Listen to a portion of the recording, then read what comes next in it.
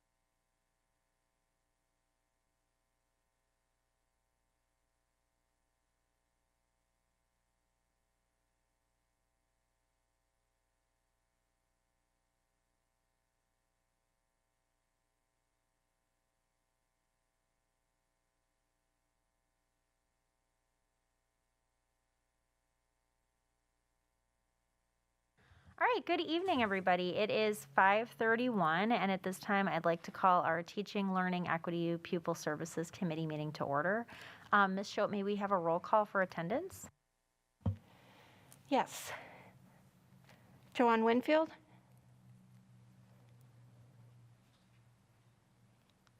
It's not, I'm going to interrupt. I'm so sorry, Ms. Schopp. It sounds like there's an issue with the audio. Okay. So I wonder if Mr. Winfield can. Oh, we're good now. Okay, just kidding. Okay, so it sounds like the audio maybe wasn't working, so we're just going to start over. Okay. So it is 5:31, and at this time, I'd like to call the Teaching, Learning, Equity, and Pupil Services meeting to order. Good evening, everybody. Ms. Schopp, if we could have a roll call for attendance, please. Thanks. Yes. Joanne Winfield?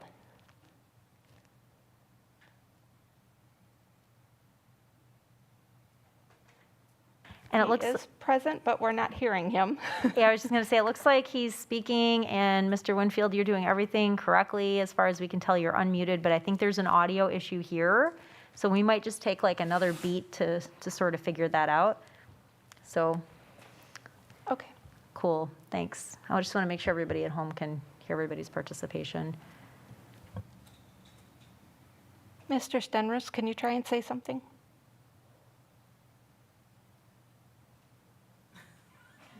Nope.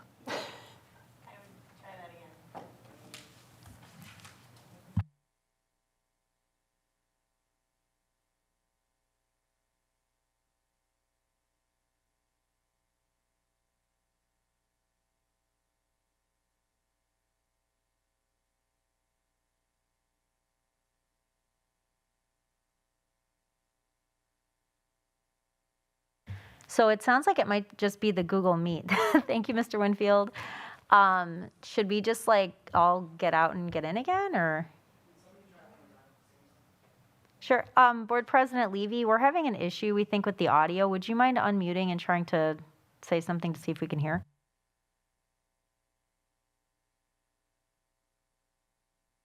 So should we all like leave and come in again, or what do you think? Okay. All right, cool. If you're listening from home, leave the meet and we're gonna try it again. Thanks. Sorry. Bye, and see you in a minute.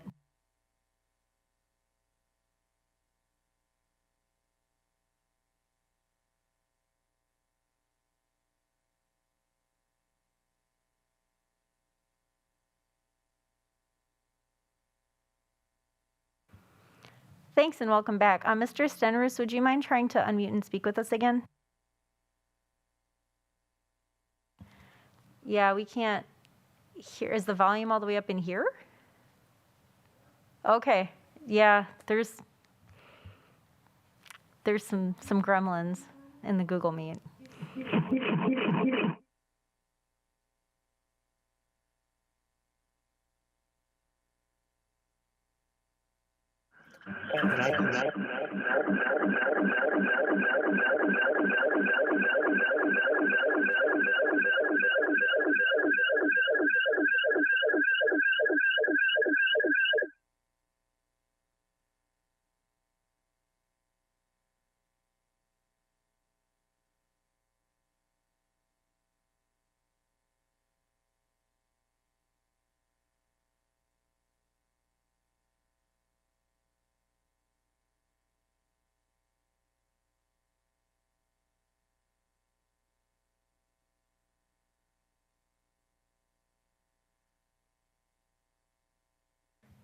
It sounds like, hey folks, it's not, so board member Schneider is able to hear people on his computer. So it's the audio in this room that's the issue.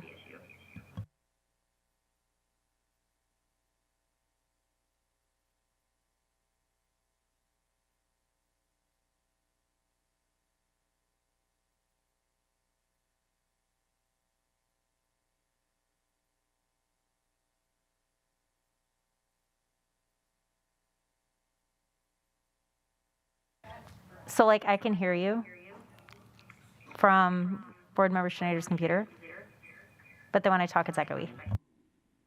Then we get the echoes. Okay, we're gonna try it again. Hold on one second. Okay, Board President Levy, can you try speaking again? I will try speaking again. Okay, I think we're like about there. So thanks everybody for hanging in. Okay, thank you everybody involved for problem solving patiently with us. Thank you. I think we're cool now. Thanks for the technological smart people that figured this stuff out. So I think we're ready to roll. We did call the meeting to order at 5:31, and we were in the middle of roll call for attendance when our audio issues became apparent. They're now resolved, so I think we're okay to just kind of continue with roll call. That's okay with everybody? Joanne Winfield, Here. Greg Schneider, Present. Megan Miller. Present. I have all members present, and Joanne Winfield is present virtually. Perfect. Thank you very much, everybody. All right, at this time, that takes us to 1C, the approval of the agenda. Do we have a motion to approve the agenda? So moved. A second. Okay, we have a motion by Board Member Schneider, second by Board Member Winfield to approve the agenda. Any discussion? Hearing none, all of those in favor, please say aye. Aye. Aye. Aye. Any opposed? Okay, motion passes unanimously, which takes us next to item 1D, the approval of the minutes. Is there a motion to approve the minutes from, I should say the date, from June 21st? So moved. A second. Okay, we have a motion by Schneider, second by Winfield to approve the minutes. Any discussion? Hearing none, all those in favor, please say aye. Aye. Aye. Aye. Okay, motion passes unanimously. Thanks, everybody. All right, that takes us next to item 2A, the craftsman crafts them with character. And we're going to go to Mr. Stenroos. Go ahead, please. Thank you. Thank you very much. I don't see the presentation on your side. I'm not sure if somebody can drive it there. I have it on my end. Do you see the presentation up there? Did someone in the back just offer to pull it? Okay. It sounds like Ms. Moratek is going to pull it up for us, so we'll just give her a moment. Okay.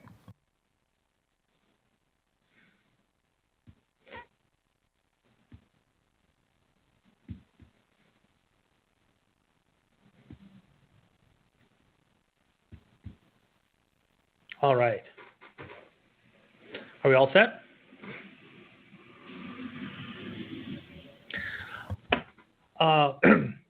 Committee members, again, my name is Jeff Stenroos. I am the Director of Career Tech Ed and Alternative Education for the school district.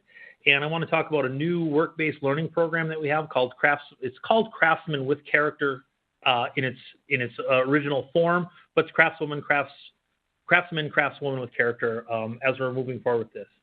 So next slide, please. So what is Craftsman, Craftswoman with Character? First of all, it's a program that originated out of Edgerton with Edgerton Gear.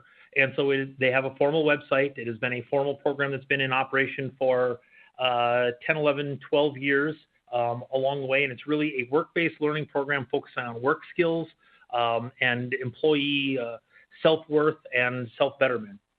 Right, next slide. So again, it is a work-based learning program, and this will be done with the School District of Beloit high school students. And the program that we're doing is exclusive to the School District of Beloit, and I'll explain our partners in just a little bit. It really is a pre-apprenticeship program, and it creates the student business connections before an apprenticeship program. So at the pinnacle of our work-based learning programs, the youth apprenticeship is something that goes through the state. There are certain parameters, including 450 work hours during a school year. A next level down is a co-op program, which requires 90 hours of work experience programs. That also has something that's approved by the state and goes through their process. So this is one step further. It's a job shadow program. And what it does is it's kind of pre-apprenticeship. It's allowing businesses and students to partake in some work-based learning without quite making the leap to those larger components of this. It's also a component of our Ford NGL Master Academy planning sessions. As we talked about our grades 6 through 12 outside of school experiences, this is a part of the continuum. So we had field trips and we had visits by members of our business community, and then we worked into co-ops and youth apprenticeships, but we missed some of the job shadow pieces. So this fits in the continuum and is actually a part of our Ford NGL Master Planning Academy. And what we then have is a partnership with Frito-Lay, and we're really blessed to have them in our community and working so proactively. They are going to be the coordinating facility for this. In other words, they have arranged for employers to participate, and they're also going to host the weekly character development portion of this program. All right, next slide. So what is it about? And this is right from the Craftsmen with Character website. It's about building character and relationships, but it's also gaining knowledge about a trade and then recognizing an individual's self-worth. Next slide. So what's the structure of Craftsmen with Character? So this is going to run during the school day. It's going to run approximately 90 to 100 minutes, and it's going to be first semester only. So we're going to do it for one semester. So during the week, 4 of those 5 school days, so it'll be a regular class scheduled on their schedule. So these students, 4 days of the week, they will go to a location to do a job shadow for the 90 to 100 minutes, gaining knowledge from the work environment, making relationships that are there. The 5th day of the week, what they're going to do is they will go to Frito-Lay, they're hosting, and they're going to work on employee skills. They'll work on goals, unique gifts and talents, discuss work culture, work habits, and again, special emphasis on the students' self-worth. What is their value in contributing to society, being a manufacturer, being in a trade? And the plan is for 8 2-week job shadow rotations. So what will happen is during a job shadow rotation, kids will go for 4 days of the week directly to a job site, and one of the days of the week they will go to Frito-Lay. Week 2, they'll go to the same job site and Frito-Lay in the same 4-to-1 ratio. And then the next week, week 3, they would start a different rotation. So they would go to a different employer for 2 weeks at 8 out of the 10 days, and then to Frito-Lay. So they're going to be doing 8 different rotations, which covers 16 weeks, which is basically the first semester of the program. So 4 days at a job site, 1 day at Frito-Lay for employee skills, going back to that job site for same job site for 4 days to Frito-Lay, and then week 3, we would for week 3 and 4 switch to a different job site. Week 6 or 5 and 6 switch to a different job site. So they're getting multiple employers and multiple experiences within the 16-week format. Next slide. So the logistics of this, coordinated efforts. So this was first presented to students in grades 11 and 12. Rob Hendrickson from Frito-Lay came over and presented with Deb Prowse, our academy coach, and myself to a group of about, they reached out, we had about 24 students sign up, we had about 20 that attended the presentation, and then we had 12 that committed to the program. So we're having then student supports in their scheduling. Deb Prowse, the academy coach, will be helping to work and coordinate schedules for the kids because they will do this, it will start in the morning. It'll be an earlier session for them to go to their job site. The director of engineering and maintenance, Rob Hendrickson from Frito-Lay, he's been arranging the participating businesses. The businesses also have a mentor. Rob is working with them, and Rob has also worked on a transportation component because that has been at other locations where Craftsmen with Character has been around. Transportation has been a barrier, and so we do have a working situation to alleviate that barrier. Weekly check-in employee character seminars. They said those will be held at Frito-Lay. They are providing the space for us, and they will be following the program pieces that were set up by Edgerton Gear when they formalized the program to start off with. And it builds sustainable relationships with this. That's my part of the job, is with employers, that are a part of this, with Rob and Frito-Lay for hosting this, working with Deb Prouse and, the high school students, working with my CTE teachers to try to help make sure that we're getting more kids to be a part of these programs as we can, and then utilizing the skills and trying to match up what the job shadow is with some of their skills and abilities, and scheduling that moves along the way. So it really is a number of us that are working on this one program. Next slide. So logistics and transportation. Last week, Rob had confirmed with me that the locations that we have so far are Frito-Lay, Scott Forge, CCI, the Morse Group, Blackhawk Technical College, and that's in the Milton campus. That's where their manufacturing campus is. The city of Beloit. In some places, there may be actually 2 kids in a rotation, and they may be doing different jobs at the time. And so those are the ones he's got confirmed. He had a couple of others that were still in the works. As he said, we want to do 8 2-week rotations, so we need 8 job slots for people. In the transportation side, Rob has worked with Blackhawk Tech College, and Blackhawk Tech College has committed a van and a driver to help show up at Beloit Memorial High School, pick up students, bring them to their job sites, drop them off on a rotation, pick them back up, and bring them back to Beloit Memorial High School. So students do not have to provide their own transportation. If they want to, they certainly can. They can drive directly to the job site. But we didn't want lack of transportation to be a barrier. And we are so lucky that the Morse Group, Scott Forge, and Frito-Lay are actually funding all transportation costs. We are not paying any of that out of the school district of Beloit. Other school districts that have employed craftsmen with character, students are meant to provide their own transportation, and those that didn't have transportation needs, it was an issue for them. So we're fortunate that Frito-Lay and Blackhawk Tech worked on this, and we have some partners in the Morse Group, Scott Forge, and Frito-Lay funding it. Next slide.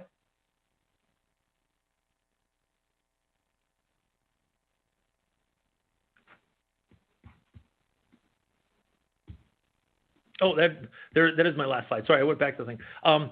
So there is no next slide. So again, it's a great work-based learning opportunity. It's a job shadow. We get to multiple locations. We've got 12 kids right now. We want to do it during one semester only. So number one, we're not burning out and taking advantage of the people that are in the employer sector, because those mentors actually are taking their time and giving up. And honestly, they're giving up a little bit of their productivity to make sure that they're helping our next generation of students in learning the skills. Again, they're still going to be working, but when you're working and trying to show a student and trying to have them help out, you can't necessarily make as much progress as if you were just doing it on your own, because they have the knowledge and skills with this. And again, Frito-Lay working so tirelessly to help out and provide opportunities, and even coordinating with Blackhawk Tech for the transportation. And I do want to give a special shout out to Deb Prouse and Rob Hendrickson, because they were the ones who attended the actual Craftsman with Character seminar that happened last fall, and they brought it to my attention and said, what do you think about this? And I said, how do we make this happen now? It's a job shadow opportunity. How can we get kids involved with it? So they really started this moving forward, and I just recognized what a great idea it was, and have gone ahead and helped support them. So there's, again, something we're instituting in the fall and getting going with 12 students already. So at that point, welcome to questions. Well, I want to thank you so much for taking the time to present on this, and certainly a huge acknowledgement for all of the partners that you've indicated, and all of our staff participation. We do have a history of working with Craftsmen with Character, so I'm wondering if maybe this is a different iteration, because I know we've had some students go through it before, and I do have a couple of just clarifying questions, but I want to send it out to see if any other committee members have any questions or comments first. Anybody have any thoughts? Go ahead. I think it's a great program. I think the more experience that we can give our students in a real business where they may end up working is a way to encourage them to continue with their education. I know right now this is starting for grades 11 and 12. Is there any thought of moving this to 10th grade or down to 9th grade at some point? Great question. We targeted 10th and 11th graders, number one, to look at drivability, first of all, because we were unsure of transportation at that point in time. So that as it has come up with the transportation being provided, we could go down to 10th graders, because most 10th graders don't have a driver's license at that point in time.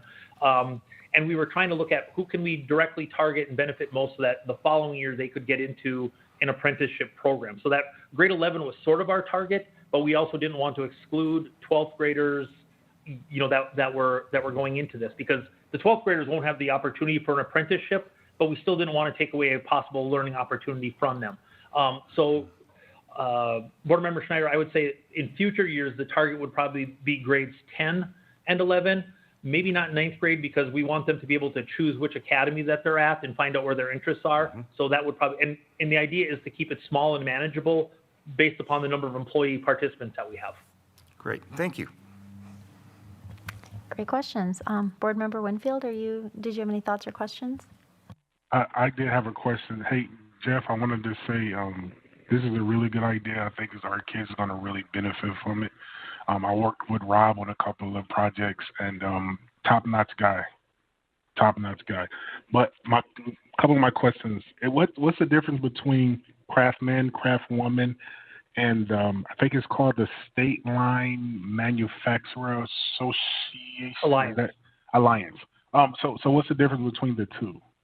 So the State Line Manufacturer Alliance is actually the businesses and manufacturing companies that work or have businesses around the state line that are together as a consortium looking for employers, trying to build and benefit their manufacturing facility knowledge, know-how out there. So the Craftsman with Character is strictly a high school program. The State Line Manufacturer Alliance is the pipeline that Rob has used to try to find business partners to help out with this. Oh, perfect. And second question, this Craftsman program, you said it's from Edgerton? That is correct. Edgerton here was the starter of this. Quite some time ago, they looked at what do they want in a good employee, what makes it not just for their company, but in the manufacturing business, and then how can we build on those employability skills? How can we make, again, it's not just the knowledge of the trade, but it's the work skills. Show up on time, take pride in your work.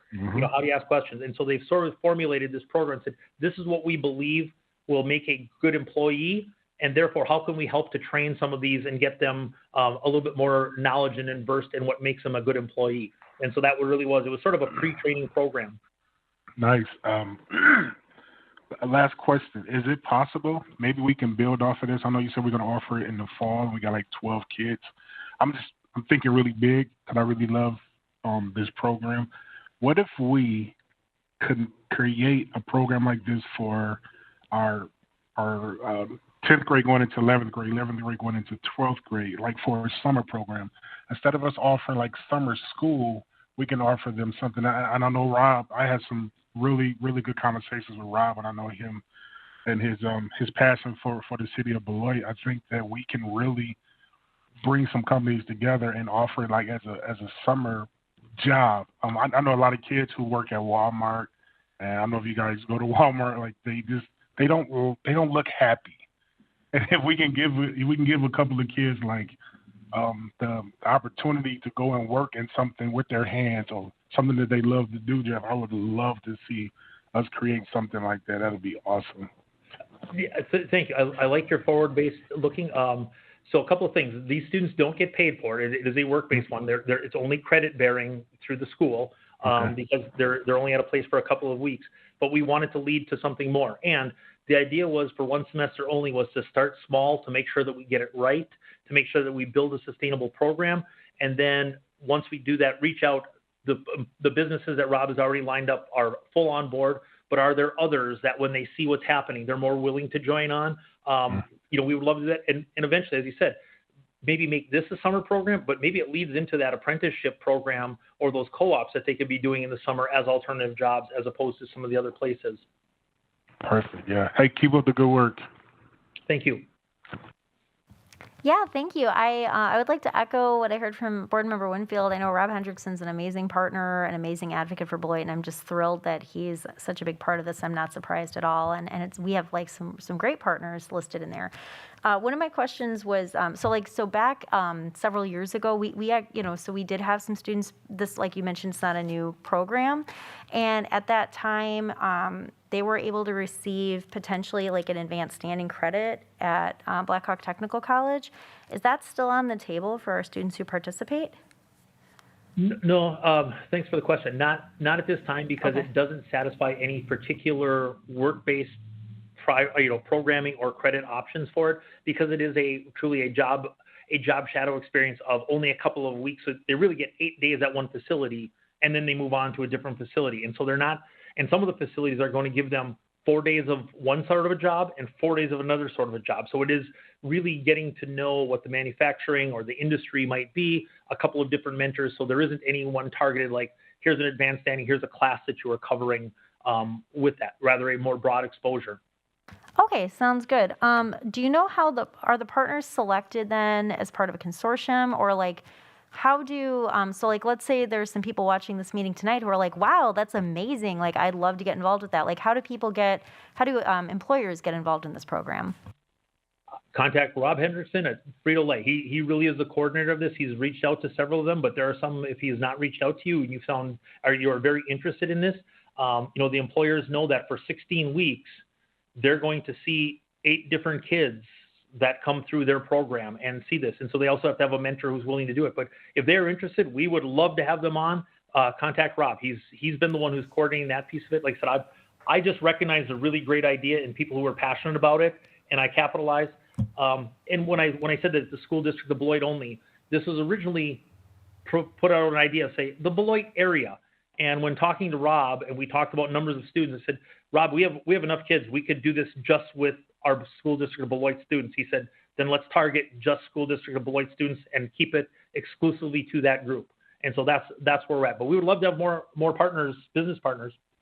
Oh, that's fantastic. I'm asking partially too because I think there are some existing high school targeted curriculums that are similar, like through IBEW and just some other like apprenticeship kind of union type. What am I trying to say? Like pipelines for students. I was just kind of curious if there were any barriers there, but it sounds like there probably aren't. So yeah, that's good to hear. More opportunities than barriers, we hope. Yeah, no, I love it. I love removing the barriers. That's fantastic. So, yeah, I mean, I think that's about all I had. I just really want to thank you again. Board President Levy, you are here on the call. I think he's the only other board member. Did you have anything you'd want to ask or comment on? No, it sounds good. A great start for our academies program, and students begin to get that work experience. Good job. Yeah, absolutely. Thank you so much for taking the time and for all the time and effort that you and Ms. Prowse and all of our other staff put into this. Really appreciate it. Thank you very much. My pleasure. All right. So that concludes. That's cool. All right. So we've got craftsman with character. Okay, so that takes us to item 2B, which is an ESL teacher to biliteracy instructional coach transition plan. And I'm just looking, so this is for discussion and information at this time. Go ahead, please, Mr. Basco.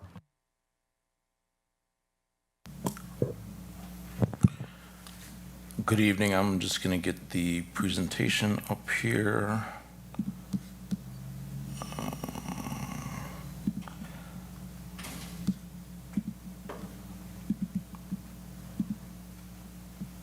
Oops.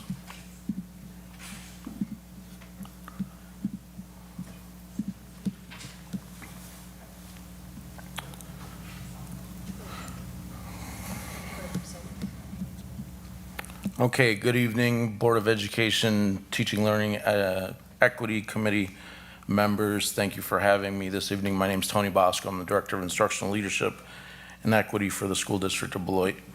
We're here tonight to share with the TLE Committee our plan to transition over the course of the next 2 years our ESL teacher role to a biliteracy instructional coach role in the School District of Beloit.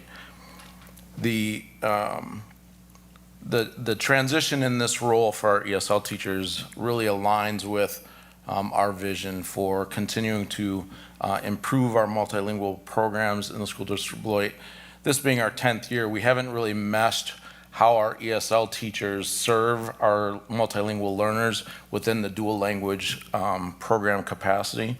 And so that's really where this transition is coming from, is our ability or our desire, our vision over the next 2 years to better align that service support from the ESL teacher cadre, have that support evolve a bit to better meet the needs of multilingual learners across our dual language and other programs.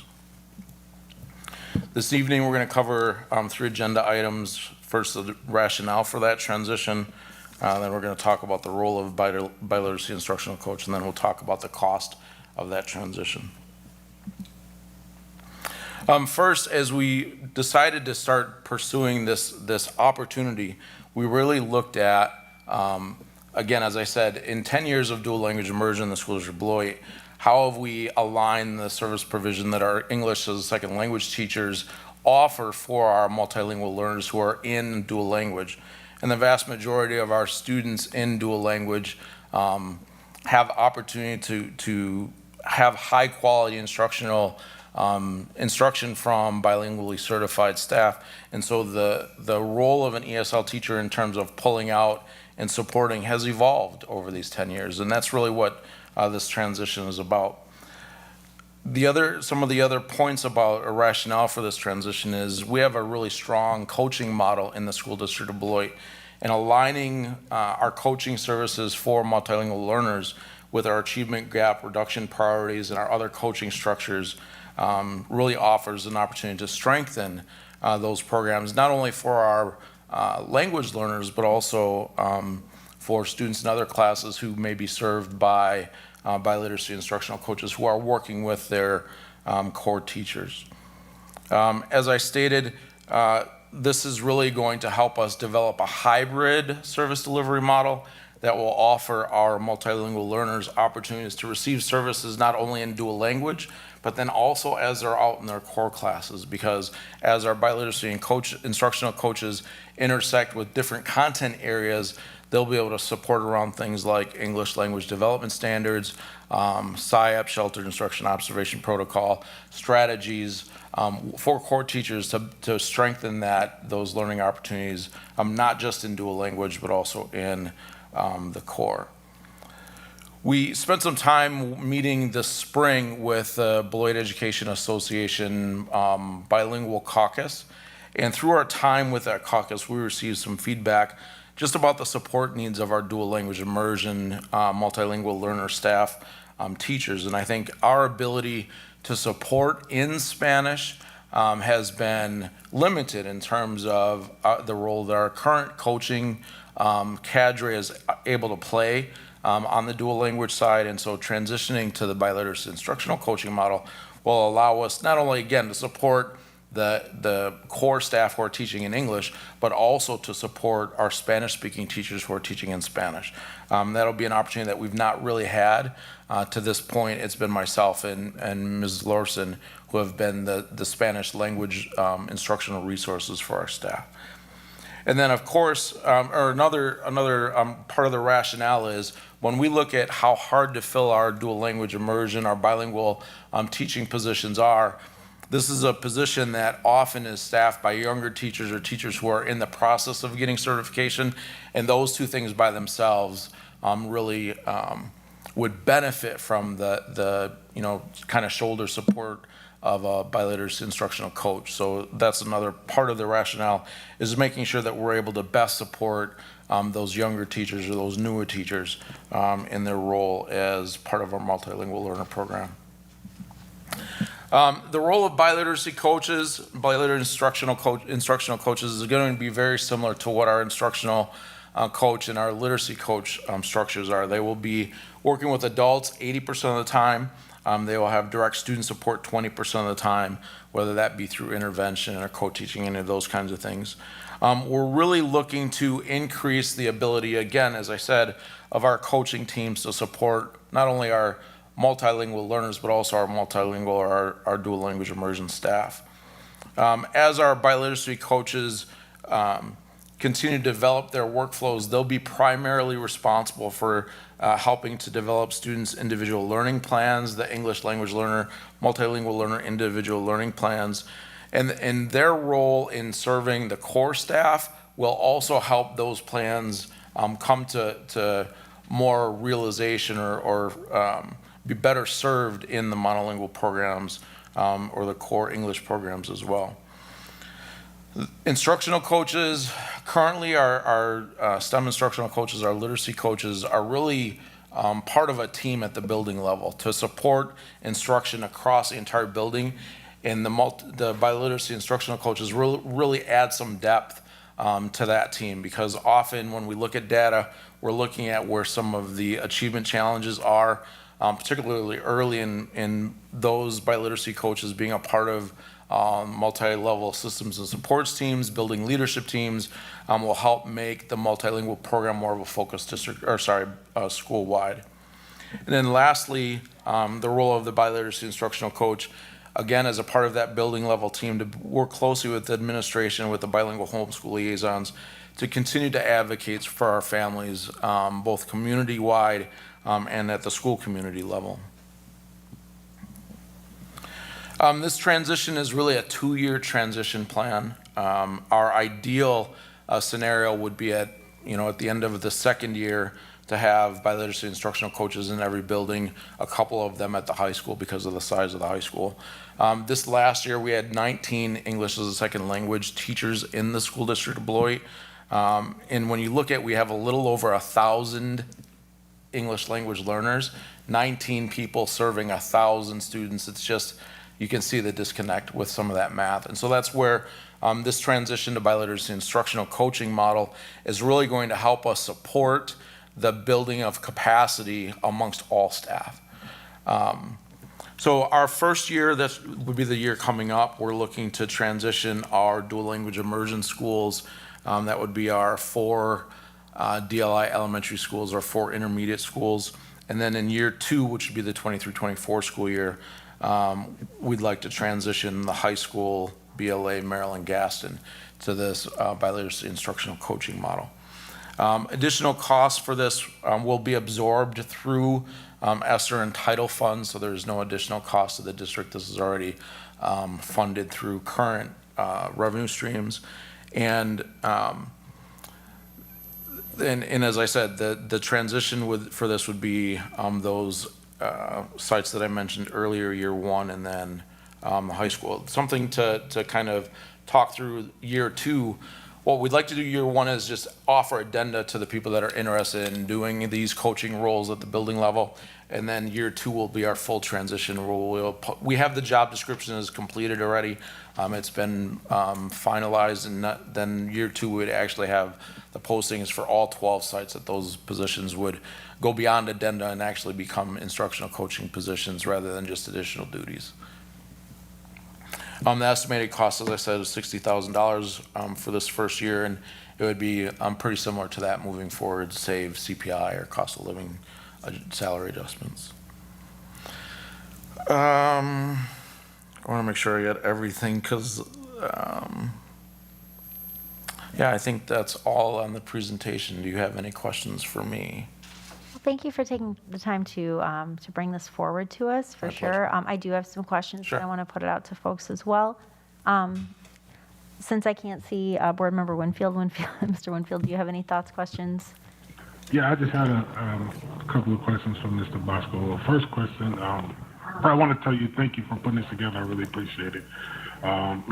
Do we have a goal, Mr. Bosco, of what we want to see in our district that's going to give us the upper hand to excel in our dual language students? Do we have a goal of what number we want to see in buildings? As far as a number per building, I don't know that we have a goal. Typically, what we like to see per building for our dual language schools is that there's at least a section of dual language in every grade level. So, for instance, at our elementary schools, generally, except for Converse, which is the newest, there are 2 sections of DLI students at each grade level. So 2 kindergarten classrooms, 2 first grade, 2 second grade. And then when they get to the intermediates on the east side, because we've got more DLI schools on the east side, that ratio pretty much stays in place. On the west side, with Converse, we will build toward those 2 sections at each grade level as well. And then those students come into the high school. We just had our first class join this year. So if you get 1 section from each school of the intermediates, we're looking to send between 100 and 150 students to the high school every year that are dual language immersion students.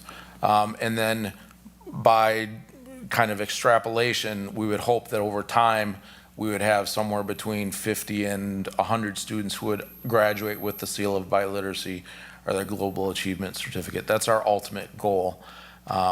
We're always looking to increase capacity. We're always looking to recruit more students. We sent out a community-wide mailing several weeks ago, just letting the community know about the program because we're continually looking to expand it. I hope that answered your question, Mr. Winfield. Yes and no, but Okay. I think if we can, I know you said we have 19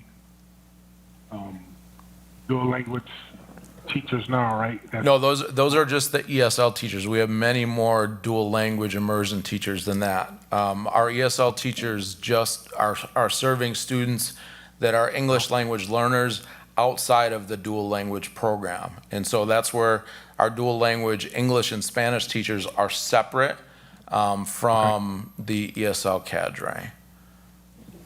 Okay, thanks, Dr. Thank you. Second question. Okay. So this coaching transition, would this be like a promotion for our? There is. Our coaches do receive pay differential. The coaches are on a 200-day contract as opposed to a 192-day contract, and they do also receive a 5% pay addendum, and that's where the $60,000 in additional costs come for this transition. Perfect. Last question, Mr. Bosco. Is this something that we're communicating with the community? What our mostly our bilingual community that we're working on this? Are we reaching out to them just to let them know that we're trying, and are we getting input from the community on something like this, or is this in-house? This is mostly in-house as far as how to best serve the multilingual learners within the context of the dual language immersion program. This is something that we have talked to our ESL teachers about over the course of the last several months. And so, and again, as we look to continue to build capacity within this program, the role of dual language and traditional ESL support, those two service delivery models need to be adjusted and updated to match where we're at right now in our 10th year of our program. Yep. Perfect. I'm just going to chime in real quick, too, for some clarity. So this is one of those situations where we are able to do a lot of things with one move. And so what I mean by that is we have dual language immersion programming, which is a 50-50 model in 8 of our schools and also the high school, right? And so we also have students that come to us that have English language learning needs. And so with that is a requirement for ESL teachers that support those students. So we have teachers that are coming to us to teach in the dual language program, and we have ESL teachers that are meeting those needs. We satisfy some of those needs with our model of dual language. And so we've already been to the committee to just update that, but we wanted to pull this from that original slide deck just to resurface it so that we're clear on some of this transitional pieces that are happening. With our literacy piece, we have instructional coaches. A lot of those coaches are not bilingual, right? So for example, when we have a reading initiative and we've just adopted materials, they are both in Spanish and in English. So how are we better supporting and retaining our staff that we are bringing on board to teach on the Spanish side of the house? One of the feedback pieces that we've gotten is a desire to be more supported. So we are, with this move, hoping to continue our service model delivery with our students. We are increasing support for our Spanish teachers. And those 19 teachers are the ones that are having the opportunity to do the coaching. And then when we transition to the coaches, the funding for that is berated because we've already have the teachers on the district funding. So it's just that additional $60,000 to increase those 8 days of contract and 5%, that'll come from our ESSER and title funds. So this move won't be an additional cost to the district because we're already funding those positions. So this isn't an increase in FTE. Thank you.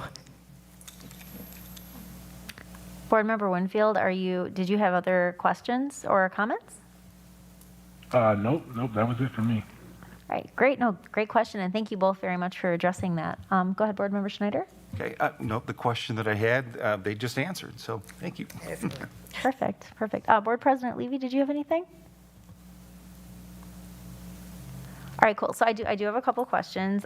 So I love the idea. Like, I think the macro piece of it is phenomenal. I remember hearing for years about, and I think ARC really helped cover it, that there was like such a burden on our dual language teachers, and they're like making their own materials. And so I want to applaud the work that you've done to better equip us and to kind of cultivate that equity. I'm wondering, the only concern that I saw, I guess, is just in terms of how this is implemented. I want to make sure that in our focus toward universally designed learning, which is really what this is wonderful. I mean, when we get there, it's going to be great, right? Because like, as you described, the whole system then is going to be working to serve all of our students better than we're currently able to. I'm a little concerned about this transition step, right? So we have our 8 teachers that are going to be piloting this with the addendums that are going to be going from 100% direct service, I'm assuming, to our students, to 20% direct service to students. So has there been given any thought or consideration to additional training or support, whether it's through like CISA 2 or like just making sure that our ELA teachers and the other teachers that would be serving those students are better equipped? Right. That's a great question. So a couple of things. When we say 80-20, that's not our expectation for year one for all of these folks, because they are, we're kind of in transition building this kind of model, and the aspiration is for, by the end of year 2, all of our coaches to be, in that position. And as far as how we train or support with professional learning and development, we not only have our relationship with American Reading Company, and the work that they do with our coaches is very intense, very high level, and bringing the biliteracy instructional coaches into the fold. And they are, as ESL teachers, have already been a part of some of that as we were moving in this direction. So it's not a complete 180 for them. We've been talking about some of this, the ESL teachers supporting across the building for over a year. And so as we did some PD with the ARC last August, those teachers were involved in that, and we're involved in certain respects throughout the course of the year. And then as far as our secondary staff, it's the same thing. We've done different things with the Sweeney model. We've done some Aguilar work around the different coaching models. And as we bring because we're creating the Beloit instructional coaching model, kind of pulling pieces from different models. And as the biliteracy instructional coaches come online, they'll engage with that. And they're going to have great learning partners, because we have a very strong literacy coaching team and STEM instructional coaching team. And the power of those collaborators being, 3 of them in one building is going to be very, very powerful. So they will continue to engage in any of the training that our literacy instructional coaches do moving forward, whether that's with instruction partners, that's specifically working with CISA 2 on some of our coaching opportunities. They will have training to help them kind of get up to speed initially, and then they'll be a part of the other training that we're doing already. So I just want to clarify to make sure I understand. And it's a 200-day contract, right? Yes. So we're bringing, so in like middle of August, let me just interrupt my clarification with the question. Do the people know that they're going to start on August 15th? There have been questions about when their start date is, and that's why we're coming back to the board, just to make sure that we have clarification on the addendum so that we can give them information about what their start dates are. Okay. Oh, so are you do you need us to take action on approving? No, Okay, this so is you're not just, waiting we on didn't want to, go forward until we kind of presented the plan to the So board. make sure we're green to go. Okay, perfect. Okay, so people are going to know sooner rather than later when they're Yes. coming back to work. Okay, Yes. cool. getting back to my. And again, Go ahead. we did have some of these discussions about the 200-day contract with them, Okay. late this spring. So they had an idea that this transition was underway. All right, so it's not going to be like, oh, I'm on vacation. No, and not at all. Okay. No, not at all. Make sure we're being Right. responsive to staff. Cool. So before I ask about that, just to clarify, as part of this transition in, 8 people around the middle of August are going to be onboarded to start building toward this biliteracy coaching role. Other staff are going to get additional training. Is that already a thing that's happening through ARC and CISA? Is that what I just heard you say, to support this transition? So The biliteracy instructional coaches So just will them, okay. will have additional training with ARC if they haven't had some of the other training that some of the other coaches have had. Okay. And there will be biliteracy focused training for those coaches as well. But those would be the things that we've already been doing in terms of PSYOP, comprehensible input, some of those, kind of second language specific trainings. But we've already been doing that with the ESL teachers. So the training would be more around the curricular resource and the implementation of those and as far as any specificity that they would need moving forward. Okay, so then I guess my question then is, how are we filling that vacuum left then and I guess, are you saying that it's not going to go right to 80-20, but there must still be some kind of. There is, and transition? that's another good question. So when at the intermediate level, for instance, as we transition from those 19 positions, some of those positions will be transitioned to an additional dual language position. And so because those folks will only concentrate on one content area, they'll have additional time in their schedule to support English language learners, multilingual learners in that traditional ESL role, co-teaching with a core teacher, serving multilingual learners in that class. So then that's why it's kind of a hybrid.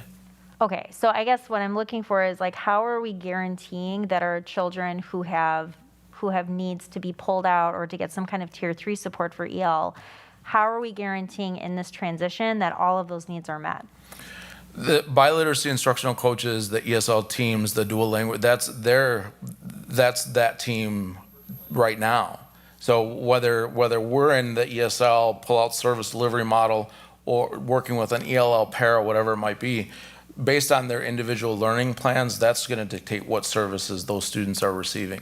And so if there's something that an ESL teacher needs to do or a biliteracy instructional coach needs to do as a part of that 20%, they will have time in their day to do that. Okay, yeah, because I guess where my concern was, so the people who are stepping in, certainly we have paras and like breathing human beings, like, right, who have excellent training in what they're Sure. currently doing, but it sounds like we're asking people who are trained well in one capacity to jump in and start to fill shoes for people who are already trained in a different capacity. So my original question was kind of like, have we considered offering additional training opportunities for those folks who are stepping in to help transition? Like maybe, is that something that you would consider? Like, could we ask our teachers, like, do they feel like they have capacity to do that? Because I just want to make sure that we're not putting a child who needs tier 3 in front of somebody who maybe doesn't feel fully equipped and prepared to meet those needs. The coaches will receive coaching training. The biliteracy instructional coaches will receive coaching training. They already know that because they're ESL certified, they have that licensure. They know how to serve the EL students. So as far as where they will serve the students in their schedule, the dual language, the multilingual learner teams in each building will understand where students, service needs are, and they'll be able to plan accordingly. And again, that's where the flexibility comes in. When I said it's not 80-20 Okay. to start, we will transition to that because we know that we have to make sure those students' needs are met. Okay, perfect. So it was just, speaking solely on my own, it was just my Sure. singular board member opinion that, like, if there did arise a need for like additional training for other staff, I think that would be a great idea. Yeah. But it sounds like you got it really, it's like implementation versus theory, right? Right. So, but it sounds like you got your bases covered, and that's Yeah. excellent. I just worry, like, we've got whatever the needs are specified by NIEP or 504, whatever is going on with those kids. I want to make sure that the kids get the service first before anything else. Absolutely. Okay. And that's the same with our other instructional coaches as well. We are going to serve students first. Absolutely. Okay. No, of course. Yeah, no, that's perfect. Sorry for all of the clarifications that I needed to make there, but I really appreciate you taking the time to go problem. thoroughly into them. Cool. Does anybody else have any thoughts or questions before we move on? All right. Well, I'm excited to hear more about this and see how it unfolds. That's great stuff. And that takes us, so thank you very much for that. And thanks for taking the time to put all that together. You bet. Thank you. Thanks. All right, that takes us to our action item, which is 3A, the adoption of the academic standards for the 22-23 school year. Good evening, Teresa Mortek. I am just here to ask for the committee's action vote to move to the consent agenda tonight. This is a typical cadence of boards and expectation that it happens in July per state. So that's it. Just asking for a vote to move forward in the adoption of the Wisconsin Academic Model Standards. Perfect, thank you. Does anybody have any thoughts or questions before I ask for a motion?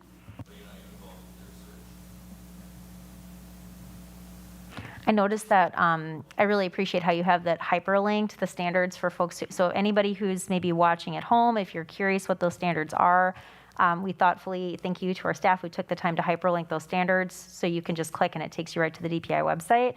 So you can see what those standards are. And I really appreciate that the landing page has the equitable multi-systems of support piece there, which is kind of speaks to what you just presented on. So awesome. Would anybody like to make a motion to approve? So moved. A second. Okay, we have a motion by Schneider, second by Winfield to approve moving to the full board the academic standards adoption. Any questions or discussion? Hearing none, all in favor, please say aye. Aye. Aye. Aye. Any opposed? Okay, motion passes unanimously. Thank you so much. And we'll see that again at our regular board business meeting in a little while. So our next meeting date will be for the Teaching, Learning, Equity, and People Services Committee will be August 16th. It's not listed here, but I believe at 5:30. Anybody have anything else before we adjourn? Okay, motion to adjourn.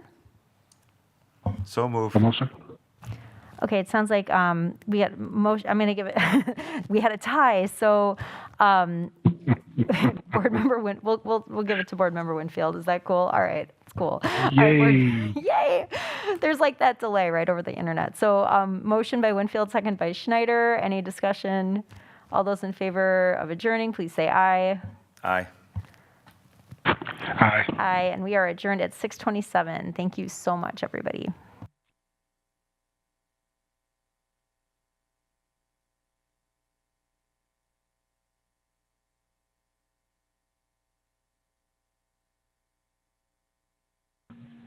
Are we doing on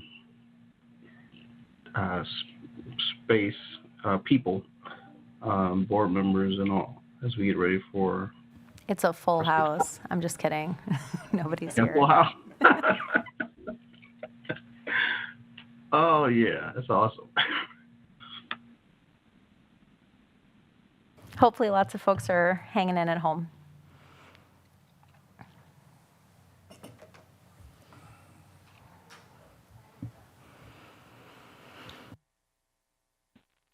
So I'm planning to start us at 6:30.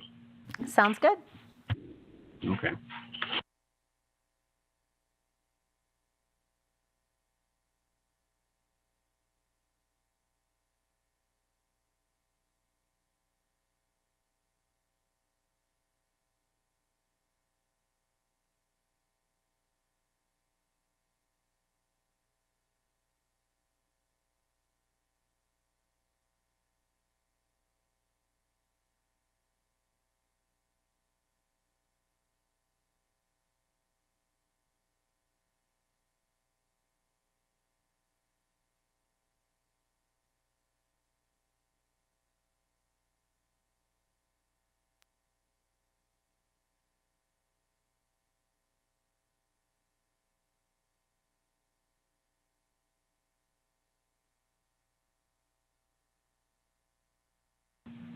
Board Member Miller, during the during the regular meeting, will you lead us in the Pledge of Allegiance? My pleasure.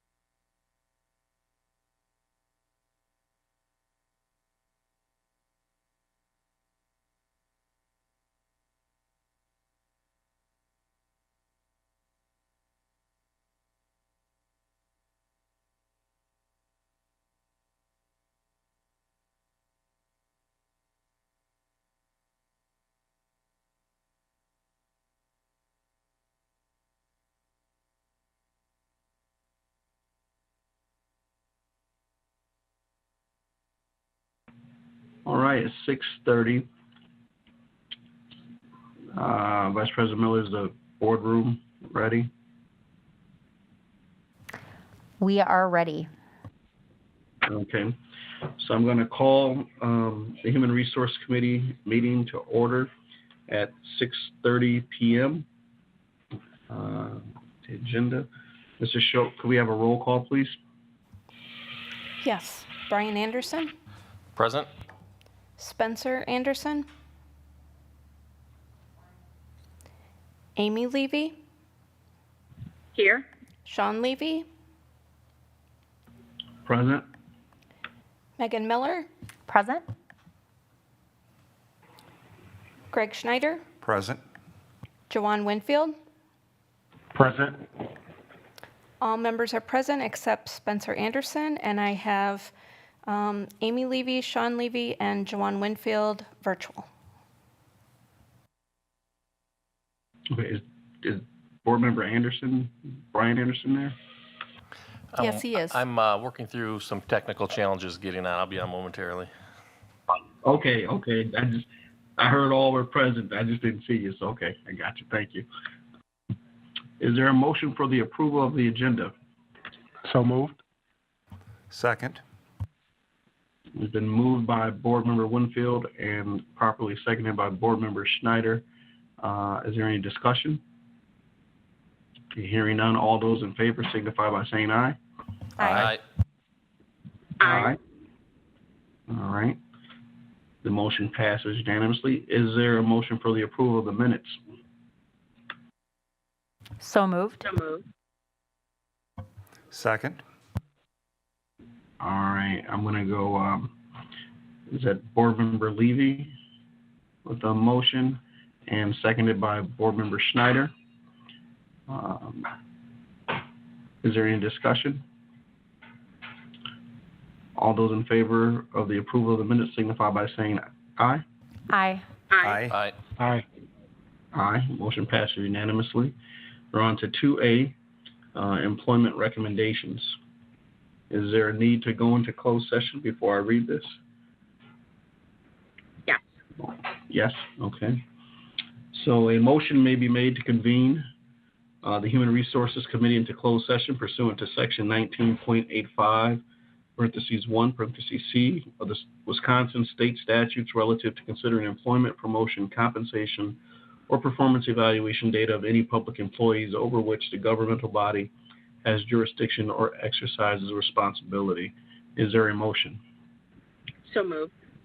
It's been moved by Board Member Levy Second? and seconded by Board Member Miller. Is there any discussion? Hearing none, Mrs. Schultz, could we have a roll call to go into closed session, please? Yes. Roll call vote. Amy Levy, Aye. Megan Miller, Aye. Joanne Winfield, Aye. Greg Schneider, Aye. Brian Anderson, Aye. Sean Levy. Aye. Motion carried. All right, as we're going into closed session, we'll make sure that we close out all of our, that was me the last meeting. We'll make sure we close out our public link and join on the closed link. Thank you.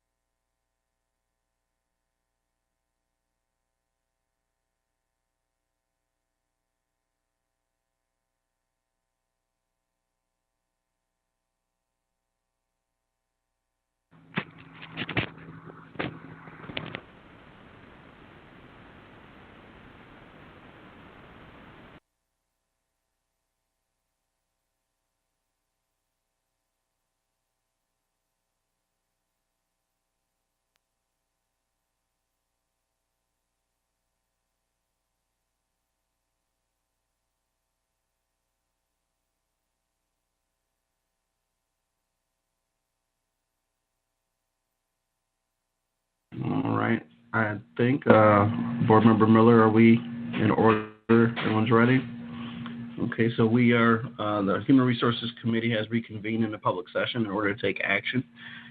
And I think we have some open session questions for Exhibit A and B. Any board member? I do. Okay. All right. Exhibit A, just wondering, what are the licensure requirements for international guest teachers? Is it different from a regular teaching assignment?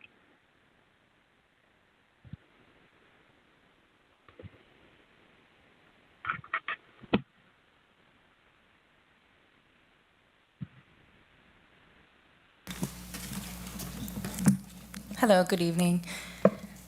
The only difference is getting the state of Wisconsin teaching license for them to be able to teach here. They have to verify that the education is relevant and transferable. So there's not a difference, you just need a state of Wisconsin teaching license? I believe so. I don't think that there's any other provision. They just need to be certified here in order to be in our school. Okay, thank you so much. My other question is for Exhibit 1A, so I'll yield if there are other board members that had a question on Exhibit A. Okay. Just a quick question, as we're looking at the interview panel diversity report, is there a reason that the hiring administrator / supervisor is left blank for the Spanish teacher at Fruzen?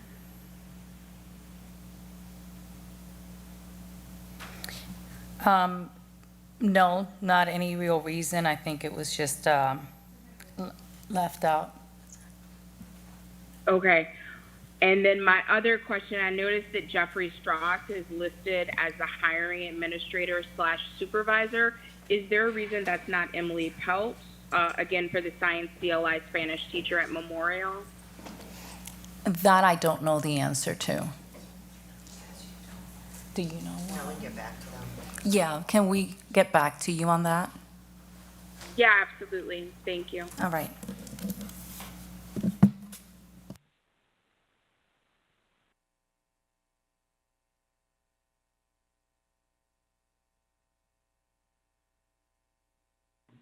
Clarification, is Mr. Strauss one of the assistant principals at the high school?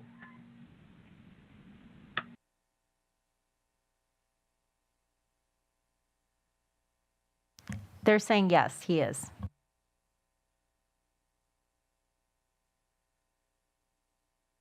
Are there any other questions for Exhibit A or B? Okay. Is there a motion to approve Exhibits A and B? So moved. Second? I missed a second. Board Member Schneider. Okay, thank you. It's been moved by Board Member Miller and properly seconded by Board Member Schneider. Is there any discussion? Hearing none, all those in favor signify by saying aye. Aye. Aye. Aye. Aye. Okay, the motion passes unanimously.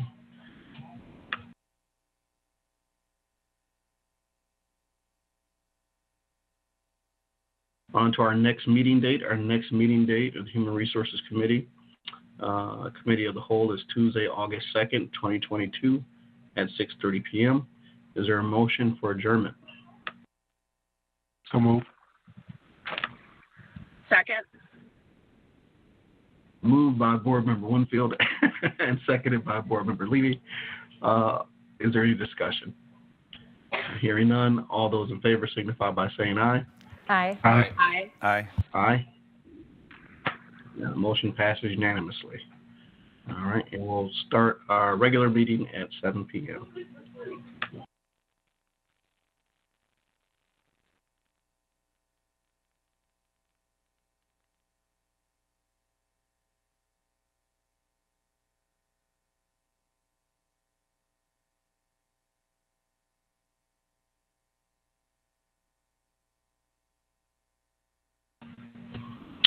Question, Mr. Shope, do we have public comment during the regular meeting? Did you receive anything, or do we have anyone in the audience at this time? So far, we have no one in the audience. I'll double check. I did not see anything earlier, but let me double check the public comment email.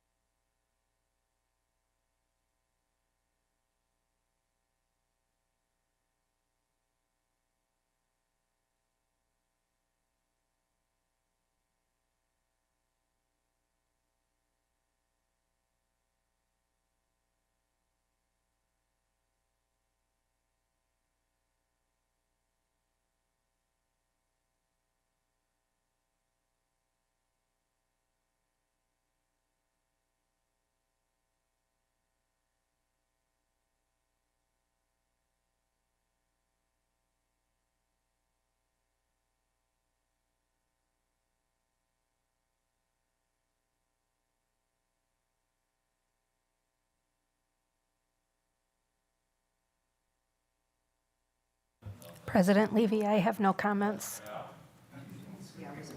Okay, thank you.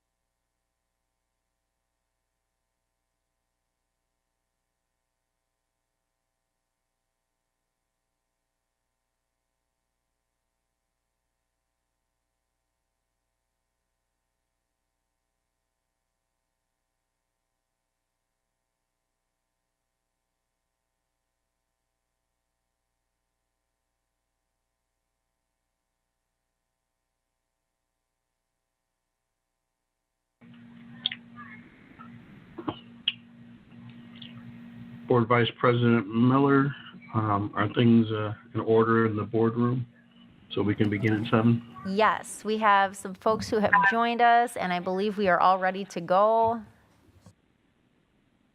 Okay.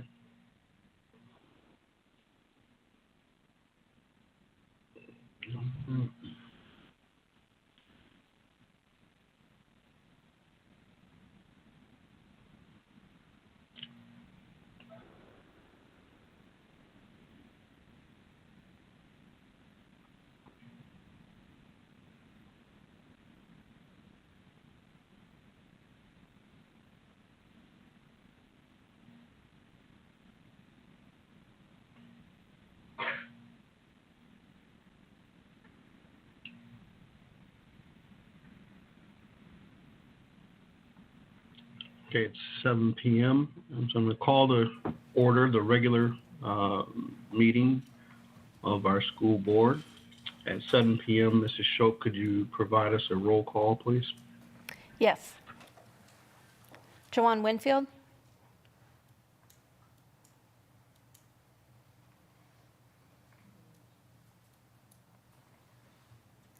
Greg Schneider?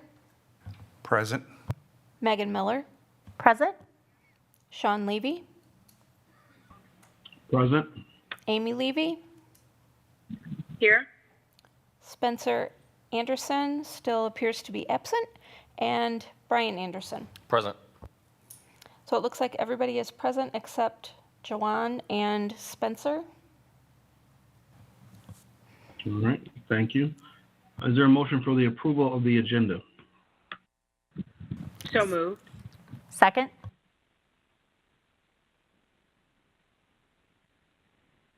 Okay, it's been moved by Board Member Levy. Was that second by Board Member Miller? Yep. Yeah, you got the mask on. Okay, got you. Didn't see a mouth move. Is there any discussion? All right, having no discussion, hearing no discussion, all those in favor of the motion to approve the agenda signify by saying aye. Aye. Aye. Aye. Aye. Motion passes unanimously. Board Member Miller, will you lead us in the Pledge of Allegiance, please? Sure. My pleasure. I pledge allegiance to the flag of the United States of America and to the republic for which it stands, one nation, under God, indivisible, with liberty and justice for all. All right. Thank you very much. We're now at item 2A, public comment. Mr. Shope, do we have public comment? Yes, we have 3 people in the boardroom who would like to speak. Okay.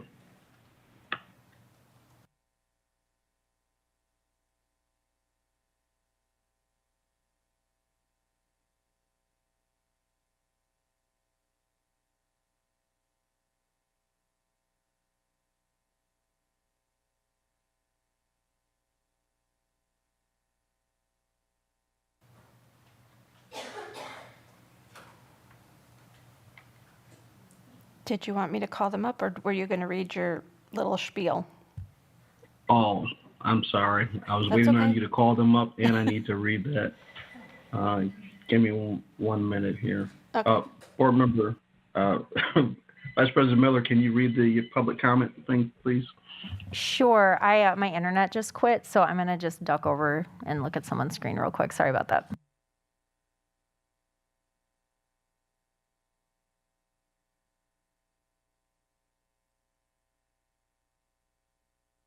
All right, good evening. Norms for public comment during board meetings. Members of the public are welcome to attend all open meetings of the Board of Education.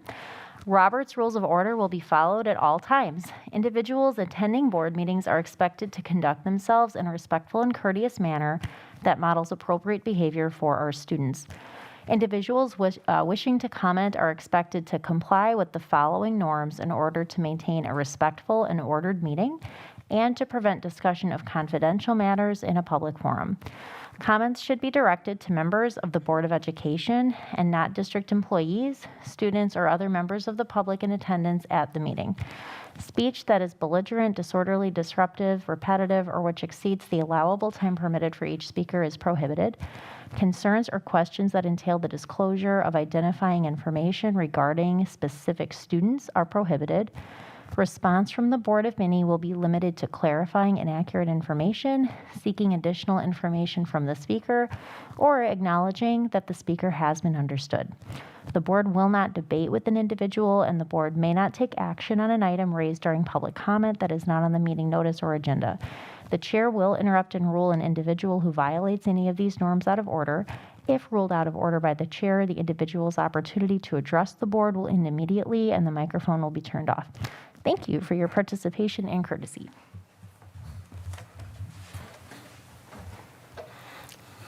First, we have Deborah Prouse.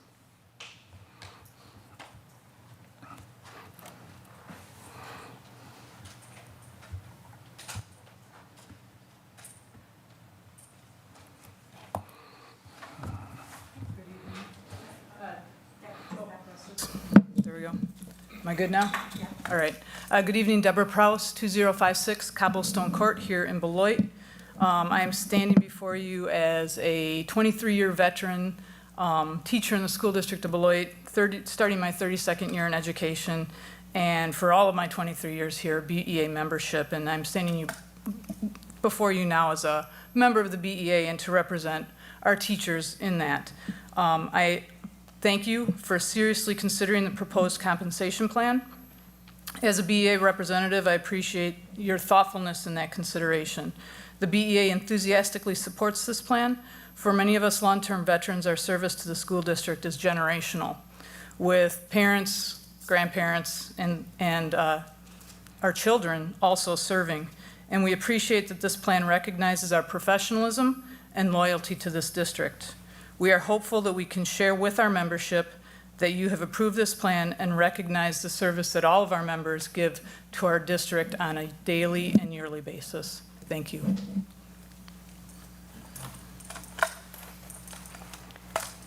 Next, we have Hugo Hernandez.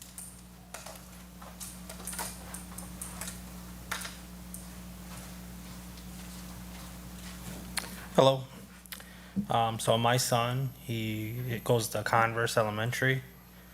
He's in a special needs class, and we had a situation a couple weeks ago. He was out on the playground with the teachers, and he was able to escape from them. Took off all the way to Walgreens parking lot by the time he was caught.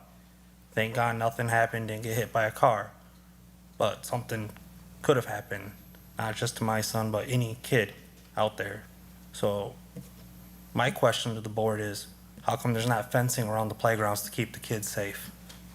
I hope to see something. I talked to the principal about it. She said she's been trying to get on you guys about it. But yeah, like I said, I talked to her and want to see something done by the time school year starts here in the fall, even if it's temporary for the time being, until something more permanent can get put in. Thank you.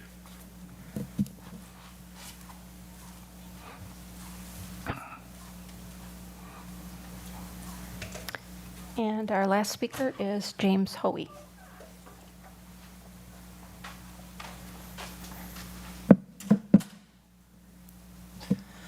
Good evening.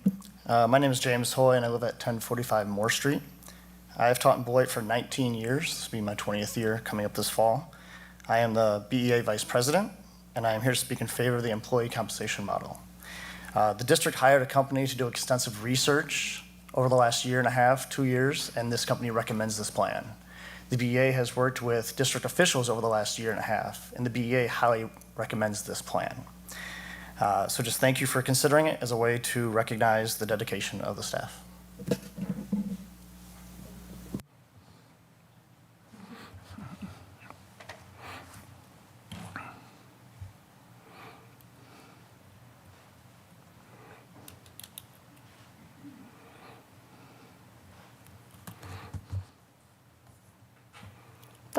Those were the only speakers I had. Is that all we have for public comment? Yes. All right. Give me 1 minute to transition. Agenda. So we have 3A reports to the board, superintendent board report.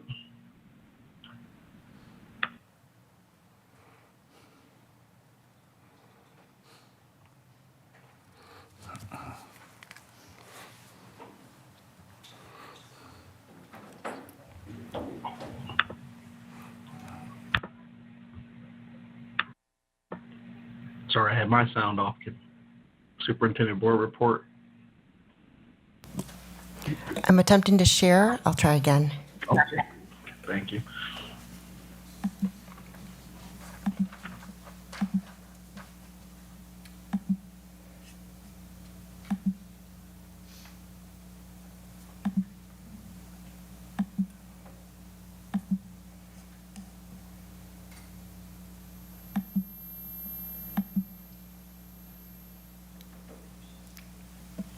Okay, we made it. Good evening. I'm Teresa Moratek. I'm the Executive Director of Teaching, Learning, and Equity, and also currently the Designee Superintendent. Tonight we have some superintendent's updates, just to let you know where we are in our progress in our work streams, and then also wanted to lift up some of our safety and security work in preparation for the opening of the school year. This group will also be coming back in August and September, just to kind of continue to keep the community informed about those safety and security measures that are taking place. We should have Dan Nerad on the call. He is first for our agenda tonight. And then we'll be just to highlight the strategic planning process, our summer summit, and then some of our staffing that's going on. So here I am seeing Dan Nerad. So I will turn off my mic and allow him to share his information. Thank you very much, Teresa, and good evening, everyone. What I'd like to be able to do is to provide an update regarding the search and point out the key activities that will take place next. It took a little bit to be able to get to the focus group part of the process, and for good reasons. I mean, there was a great deal to think through in terms of bridging your most recent history, having completed a search, and how that profile that was generated from that would fit with your work going forward. And all of that has been duly considered, and we're now ready to do the focus group part of the search process, which will be key for gathering stakeholder input. So what I'm have planned are 3 focus groups on Thursday. And those 3 focus groups are with the business community, with staff and parent, and if there are other community members as well joining that third group. Those groups will be asked to react to a couple of things that I think are important that get referenced in the search process. One is your prior profile that was created for your superintendent in 2020. You're not that far off time-wise from that period. And what I'm going to be doing with the focus groups in that regard is gauging how relevant the prior profile is and if there are elements missing. And then in addition, relative to the focus group process, there's also been some, in my estimation, some very good planning work that the district has been engaged with, which has included stakeholder input along the way. Things like the strategic planning that was referenced, the school perception survey, you as a board completing an annual board development process, and a community survey. Identifying those speak to the fact that you have been very purposeful, in my estimation, in gaining stakeholder input along the way about what the needs are of the district. And in fact, one of those really included a section for advice giving for the new superintendent. And so I mention all of that because it's important that this process not be divorced from that good work. So the second area that I will explore with the focus groups is that work. And what I've done is I've gone through all of those studies. I've called out key themes that kind of may not be in every study, but that bear reaction too. And again, what we'll ask of the participants is to what extent that input should be considered in developing the next profile, and are there elements missing again that should be considered. From there, the remainder of the focus groups will focus in two areas. One, and this is a fairly standard part of WASB search process.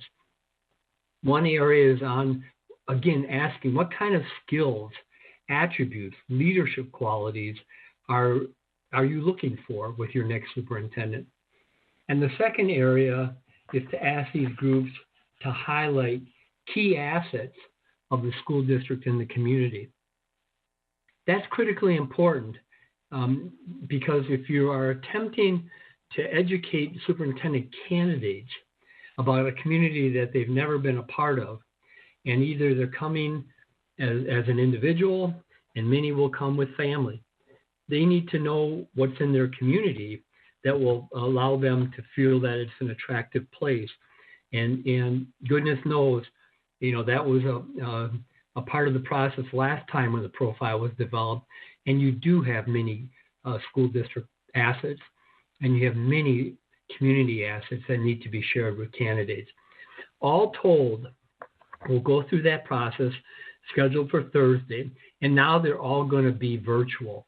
And that is to accommodate my circumstances. Originally, the first one, the business community, was going to be virtual, but because I've had some change in my circumstance for Thursday, and there was a felt need to move forward, that we'll do the other two virtually as well. And so there'll be communication out to the groups to make sure they understand the change. And my hope is that we'll have good participation. We have to recognize that it is summer, of course, but hopefully that participation will be good. From that work, I'm going to generate three things. One will be a draft superintendent profile that will be used to advertise for your next superintendent. Second, I'll cull from that input 2 to 3, probably 3 essay questions that will be included as part of the application process. Our process really does emphasize that we want leaders that can do numerous things, and one of them is to write well, and one of them is to think well. And obviously, a writing sample can help with that greatly, but the writing should be tied to defined issues within your district. And the third thing that I will present is a summary document, a composite from the 3 focus groups. I will provide that to you as a Board of Education. I'll ask for your input on the profile, and I'll ask for your input on the essay questions. And we're going to do that in pretty short order, with the focus groups occurring on the 21st. I would like to, within a timeline, end up having those completed, which will mean I'll have to do that drafting pretty quickly, which is not a problem. But we want to have the position posted on July 26th.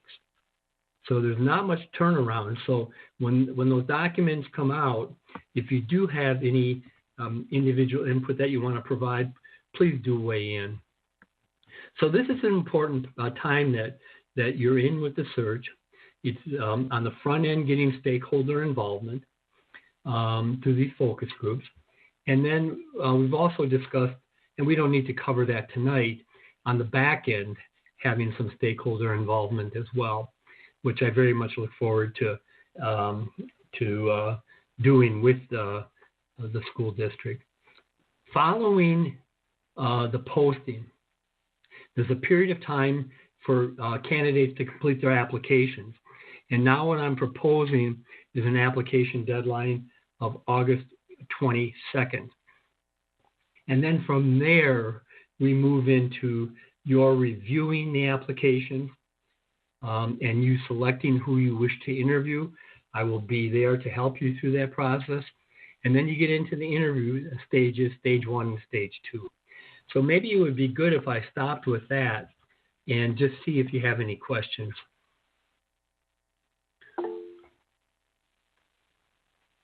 Okay. Board Member Levy has a raised hand, and I guess if people will just drop something in the chat if you want to speak so I can recognize you.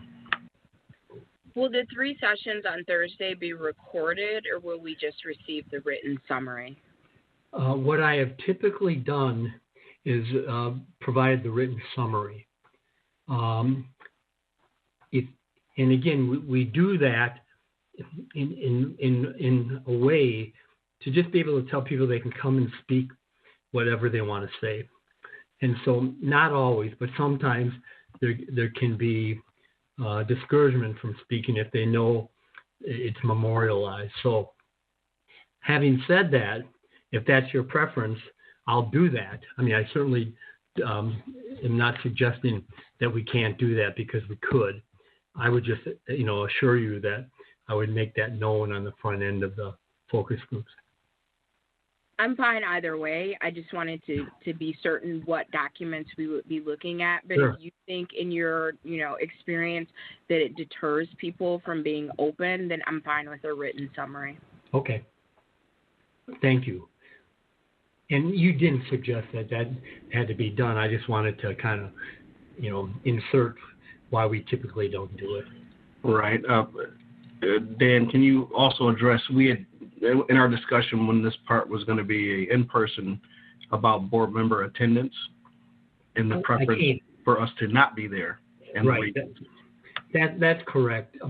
Again, it's the same rationale, and that is to allow people to come forward and to be able to respond to the questions without any inhibition. And whether or not you would purposely ever create an inhibition isn't of concern to me, because I don't believe you would. But sometimes that's what people feel. And so we have almost always done these without board member and direct involvement. And again, I'm working for you to facilitate this process. If you did desire something else, let's work through it. We can work through it. No, as we discussed, I won't be there. And keep in mind and I'll explain this to the groups tomorrow too.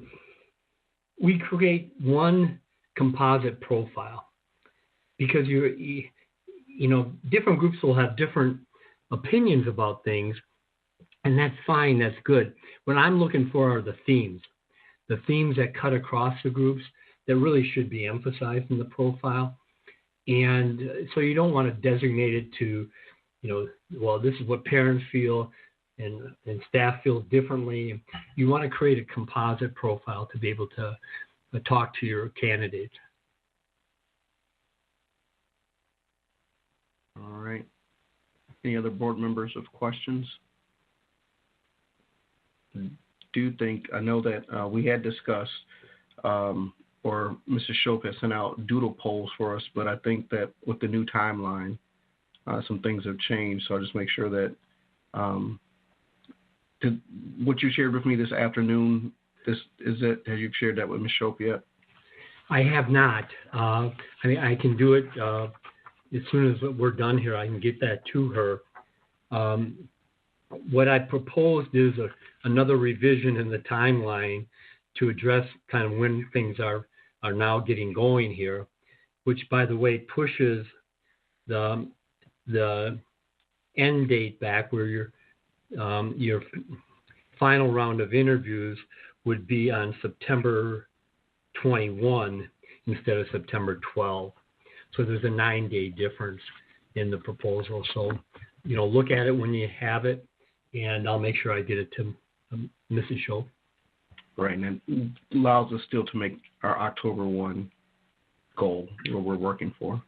This timeline shows you having negotiated a contract with your candidate on September 28th.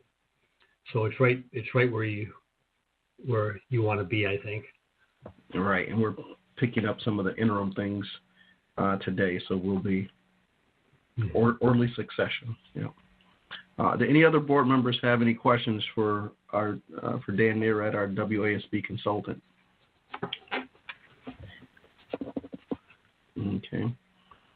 All right, and I know that you are working with Michelle, Monica, and Teresa to facilitate Thursday. Thank you very much for your service. Well, and thank you for being able to work with you. We'll go a step at a time with the goal of finding you a high-quality superintendent. So thanks much. Take care, everyone. All right, thank you, Dan. Bye-bye. All right.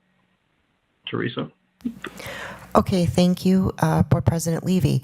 So real quick, there's just 3 bullets left on this slide, and then we're going to move to the safety presentation. Strategic plan process. We met as a final presentation with the design team this last week. I think that was the 14th. And then moving forward to make some of those final changes based on those recommendations to bring to the board for adoption in August. Very excited about that. It's been a large group of diverse stakeholders, both demographically and just roles within both the district and the community that have come together for that design team and writing teams. So again, looking forward to moving that to its next phases, which would be adoption and then getting into the work. And then our next thing is Summer Summit. That's underway. We've been planning that and communicating that out since spring. That's going to be spread over 3 days, third week of August, 23rd, 24th, 25th, where staff members are in role-alike professional learning opportunities. Currently, the idea was that we would have some things that those role-alikes will be participating in, but then also have choice. So there'll be some choice sessions along with some required learning opportunities.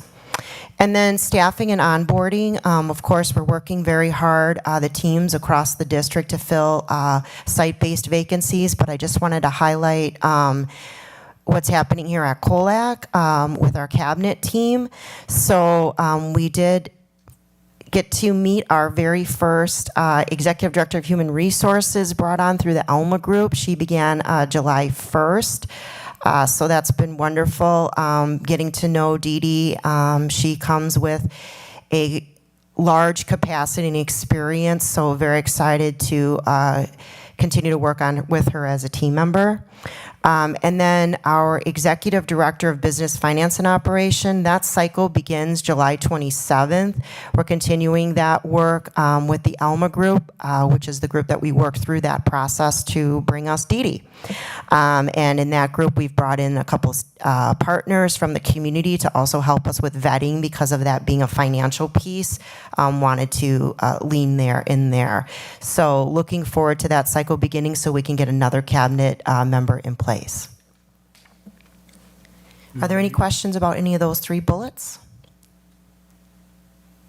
Okay, I do have a couple. So with the strategic plan process, I know we have discussed a couple things. Like in that last email, is that kind of the plan that we're going to follow? Yes, I will circle back with you, President Levy, just to shore that up. We were meeting with Dr. Lewis today, so just based on his availability and then the cadence in which we want to move forward, I will connect with you one more time just to make sure that that is what we would like to do for the agenda preparation. Okay. And then with the staffing and onboarding, the Alma Group has, I know they're conducting a search for us.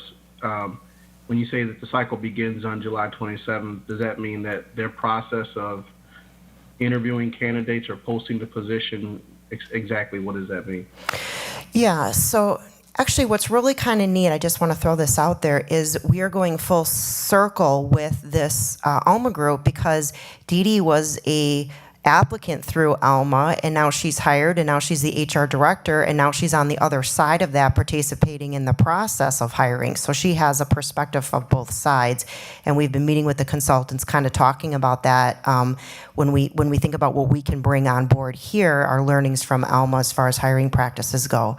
So Alma vets folks that are interested in the Beloit community, and then they're going to bring forward some of those applicants, and then the first cycle is vetting that first round of applicants with a panel, and then they're narrowed down, and then the next cycle involves additional people to make up a second panel. And when we did this process for the HR director position in the second process, they also had almost like a performance task or role playing that they had to do. And so I'd imagine with this, there's going to be some similarities. So the cycle vetting is happening July 7th for the first round, then following up with a second round, and then, narrowing that choice and making recommendations to the board. Okay, just a target on that recommendation date, possibly? I believe last time it took about 3 weeks once we got the cycle rolling, so I'd imagine it's going to be similar to that. Okay, thank you. Sure.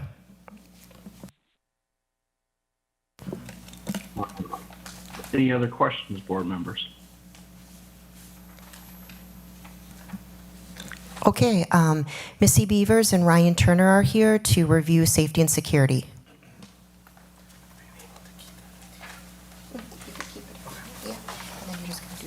For the next slide. That'll work. All right, can everybody hear me okay? Perfect. So as Ms. Mortek said, I'm Ryan Turner. I'm the District Safety and Security Coordinator. I am joined by Melissa Beavers, the Executive Director of Pupil Services. And I am here to do a couple of things. First, talk about, or just give an update to the board and the community, some current security and safety things that we do, and of those things, what we're looking to, grow or get feedback on, things like that, or and then the other piece will be what's coming up for us in the fall as we get ready for the next school year. So I'm going to go through each of, these line items or these bullet points, and then I can take questions at the end, of course, if there are any. So the first thing I want to talk about is at each school, we have a secured front entrance vestibule. All buildings have a controlled access front entryway, which means anytime a visitor comes up to the door, they have to ring a video doorbell and state what their business is before they're allowed to come inside. Once they come inside, they have to go to the office. They can't go directly into the building. Obviously, this is good for many ways. What we like most about it is if somebody tries to go in the same door that an approved visitor comes through, they can't just walk straight into the building. So it directs visitors to the areas that we want them to be in. The next piece is expanding access control programs, related technology, and camera coverage. We are adding to the front office security, our areas, more the ability to restrict unauthorized movement. So if a visitor comes in and the visit turns, unpleasant or whatever, the only way in these buildings where we have these upgrades is back outside. They can't get into the school. The secretary has to let them out into the hallway. Like I said, we are signing off on these projects as quickly as we can to get them district-wide. So that is our current focus as we expand access control. As far as camera coverage goes, we have an excellent camera system throughout our district. Obviously, as time goes on, older cameras start to become issues, so we're developing a plan to ensure that we're upgrading our older cameras before they go out and need to be replaced. And we also do site assessments and surveys and feedback with staff to figure out where we can add cameras. Raptor visitor management. Any visitor who comes into our building has to sign into this visitor management system using a government-issued ID. This includes contractors, parents wanting to visit a classroom, things like that. We've had some initial conversations with Beloit Police about seeing what training opportunities they might be able to offer us. When I say initial, it's exactly that. We had a conversation to see what's out there. I brought it back to the district to see if that's something we'd be interested in, and I'm encouraged by those conversations thus far. Reunification Plan, the district entered into a MOU with a foundation called the I Love You Guys Foundation to utilize their reunification plan. Right now, we've created a district reunification team. So I'm training them, our EOC staff, and then admin, and the rest of the district will get trained in this starting next month. SUSO, or Speak Up, Speak Out Wisconsin, promotional planning. For those that don't know, SUSO is the state of Wisconsin's free, anonymous, and confidential tip line reporting application, or tip line to all schools. Students are taught about SUSO in their classrooms in the beginning of the year. We received several $1,000s worth of promotional materials through grants that we plan to use this year to help spread the word about SUSO. So we'll go to schools in their lunch times and just talk about, like I got a lanyard here and there's water bottles, stuff like that, just to spread the word. And it just, in a nutshell, what it is, if a student becomes aware of a situation that they deemed, as dangerous or threatening, they can report it anonymously and confidentially. Reviewing and updating our threat assessment program or protocols. We have a process that we use to investigate and determine the severity and credibility of a threat received. Once the assessment is complete, we put interventions and other safeguards in place. I meet with the key stakeholders of the teams, like student services, to figure out, we know it's a great protocol, but are there places that we can do better or make it simpler for us and things like that. Adding key fobs to Beloit Police fleet keys. Right now, they are provided physical keys to our buildings, but it's not even a technology, but it's just, keys are just a thing in the past. So as we expand our access control, we want to explore providing them key fobs to all of our buildings for a number of reasons. In an emergency response, if a door got rekeyed and that didn't get moved down the line, that's a problem. They don't have to sit at a door and find the key and put the key, they can just swipe and go in. Interior, we're talking about expanding access control, so more keys to be had if they need to get into the offices and stuff like that. So they don't have them yet. Again, the biggest issue, the thing we would need to solve is our buildings are our assets, so we have to figure out how we're handing them out, how we're keeping track of them, things like that. So what's next? First up is the high school exterior access control upgrade. In early June, this board approved the grant project that was funded by both COPS and district funds. That is to add door alarms and access control to every door at the high school. That work has been ongoing and will continue until the project is complete. Another piece about training partnerships with Beloit Police Department. I mentioned earlier about the staff training conversation, but I did want to share that we are working with them to find dates that they can rent out our facilities to train their officers. Due to the nature of the training, the buildings have to be emptied out. My understanding with talking with them, it's been nearly an eternity since they were afforded these opportunities. So getting them into our buildings allows their officers to become familiar with the layouts and do as realistic training as they can, so they are best prepared as they can be. And district crisis management training. Every year we host our emergency management consultants, Emergency Planning Solutions, or EPS. They provide our staff FEMA's multi-hazard emergency planning for education course, which includes both lecture and tabletop exercises. They also initiate a mock emergency operations center activation where different emergency management scenarios are played out. So again, we do that yearly, and that's coming up at the very beginning of August. So that's primarily been my focus to get everybody ready for that. Workplace violence and safety training. Every year we require all district staff to attend a presentation on topics surrounding school safety, workplace violence, and other topics. This year we'll introduce our Reunification Plan.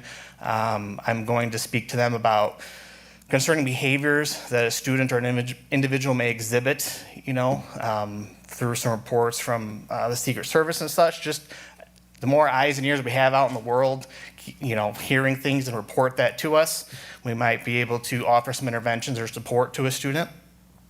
Athletic event safety planning.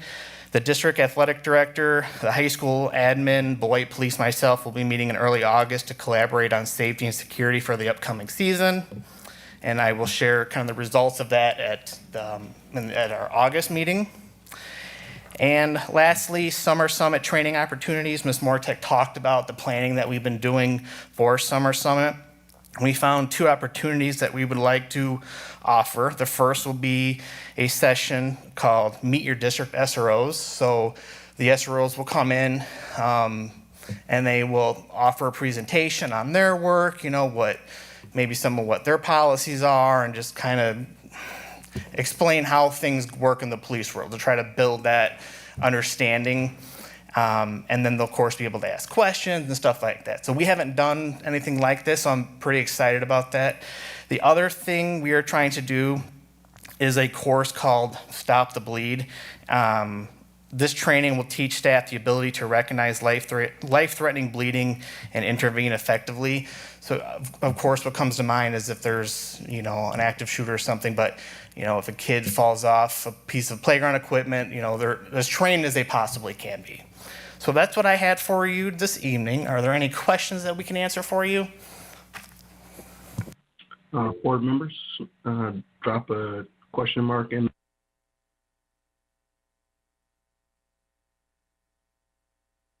Oh, board members, my microphone was turned off. Drop a question mark in the chat and I'll recognize you. I'll begin with Board Member Miller, then Levy. Hi, good evening. Thank you very much. Great presentation. I'm curious, what is it as simple as just sending you an email, or I guess what is the communication between staff, teachers, and just other school staff and your department, I guess, in terms of giving input into what needs are, and do teachers, for example, the Stop the Bleed thing sounds like extremely useful training. I can also hear how as a classroom teacher might feel oh my goodness, that's another responsibility, so I'm just, with that in mind, what is the communication I guess, between you and our staff? I would say it's very good. I get out into the buildings as much as I can. I try to present myself in a manner that people feel that they can come up and talk to me. Ms. Prowse can attest. I'm in the high school all the time, and staff have no problem coming to me up there and bringing this to me, or this concern or the feedback. I plan to, for the staff annual training about the workplace violence and such, I have as the last slide a QR code that they will be able to submit feedback, and it's whatever they wish to talk about, what training they may want to see or they don't want to see, things like that. So it gives them a forum to get a hold of me, but just like everybody else, I have an email and people are very okay with using that to get a hold of me. That is much appreciated. Thank you. And then just last question, are we publicizing the 988, the suicide help and tip line as part of our... Missy just said over my shoulder, yes, we are. Okay, fantastic. Thank you both very much. I appreciate it. Board Member Levy. Thank you. 2 questions. The first is, with the government-issued IDs, if we have parents or guardians that may not have a government-issued ID, is there any direction or guidance that's going out to families working with the DMV to get those IDs?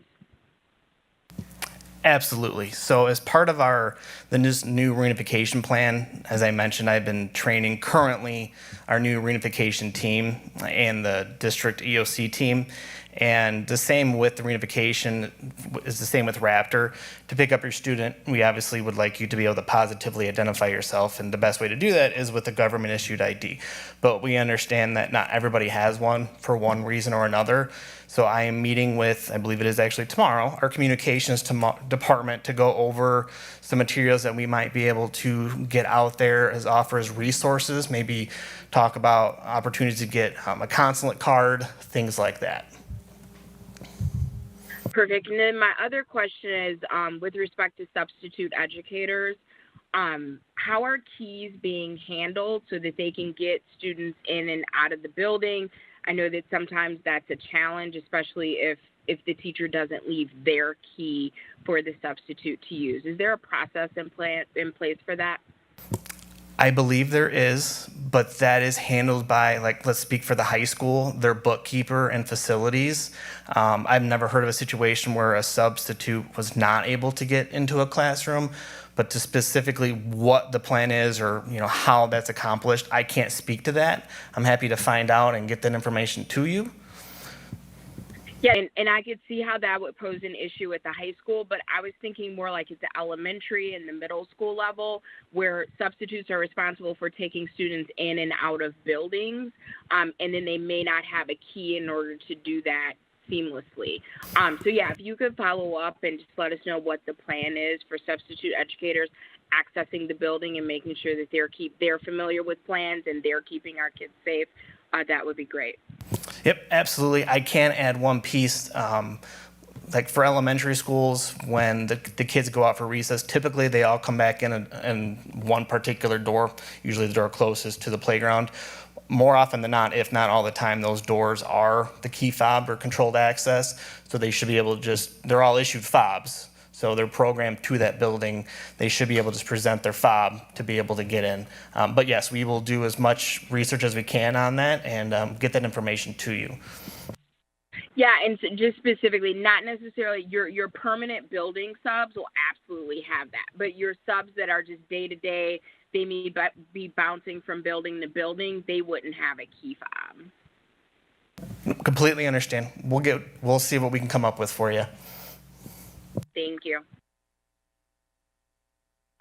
Any other board members with questions? Okay.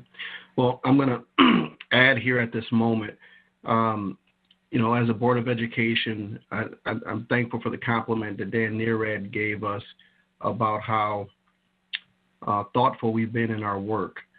I think that as a parent with 2 children in the school district of Beloit, and cousins, nieces, and nephews, family members, community members, and neighbors, kids I see at the grocery store, kids I see at the barbershop, kids I see at the YMCA, and I've coached, that we all, as elected leaders, understand our responsibility to keep the children of Beloit safe. So I don't personally need anybody in nasty emails or posts on Facebook to remind me of what my responsibility is. Today we've had our community, our leaders in our district present what our safety and security plans are, and what we are continuing to do. I'm also a professional educator, and from 95 and Columbine till we can just deal with Uvalde or the 4th of July. In my personal career, I've taken a gun from a kid in a school. School safety is a concern for all of us. As a school district, on the last day of school, our children had to be put into a hard lockdown for concerns in the community. That was their last day of school. When we hear of the security projects that are already in place, and all the things that we are doubling down, because we're living in a time when it is not a question of if anymore, but sometimes people are asking when. When will it be our community? As an example, if we think about just the past year in the school district of Beloit, with that tape masking report that came up, we actually had to shut our schools down, because of a threat of violence that was credible, and that we were coordinating with various law enforcement agencies. We shut school down for an entire day. We have high level of cooperation with the city of Beloit and the police department. And then later in the school year, Mr. John Broomfield, a graduate of Beloit Memorial High School, was shot in the parking lot at a sporting event by a person from Madison, Wisconsin. But it was a handgun that was used. That same weekend, 2 other people or 3 other people died in the city of Beloit. So we are Beloit Memorial High School in the city of Beloit. Our schools exist in the context of our country and our society. And we don't want that to be lost. When we look at Uvalde, training happens. But when that day occurs in your community is one of the worst days of people's lives.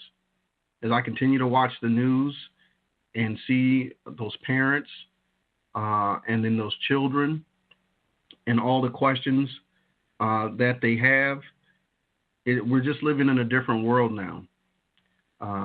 Even to think about reunification, that how parents feel, the necessity that some students feel to have their cell phones on them to be able to communicate. So what we are trying to do for our community is set the context that we are concerned about safety by trying to keep before our community and our staff that your safety is a concern to us.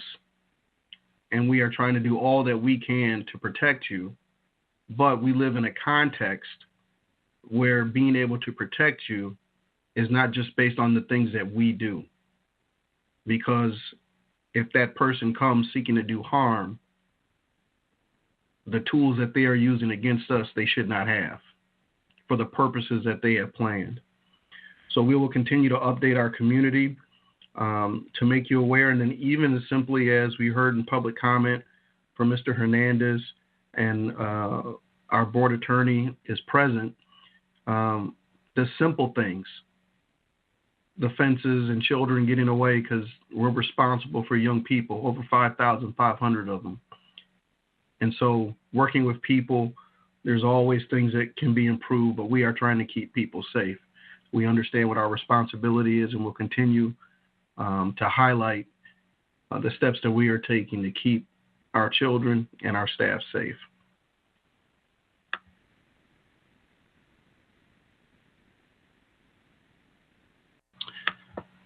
We are moving to our committee reports.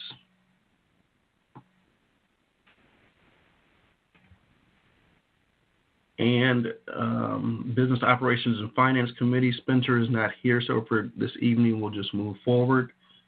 Teaching, Learning, Equity, and Pupil Service. Good evening. Thank you. We just met this evening, and our next meeting will be next month.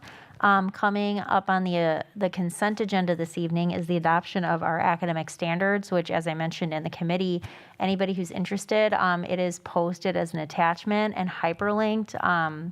If anybody wants to read thoroughly the standards as listed on the DPI website, all of that is just a click away right there. So that is going to be on the consent agenda this evening.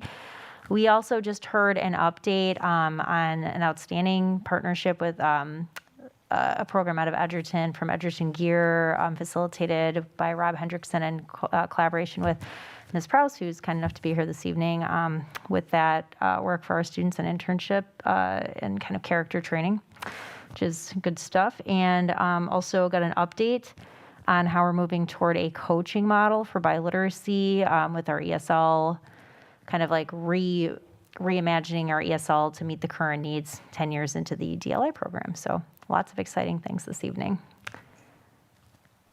That is all. The next report is the governance report. Our governance meeting last month, we covered items such as our superintendent search, the conversation about school safety overview, strategic planning, referenda planning, budget development, and board development. And what we do during our governance meeting is try to lay before our board the things that we need to do. I believe our upcoming meeting, we will, I believe we're working on the agenda, but we'll end up addressing strategic planning, possibly, and then some other superintendent search related items. But those are the things that are coming up during the governance committee meeting.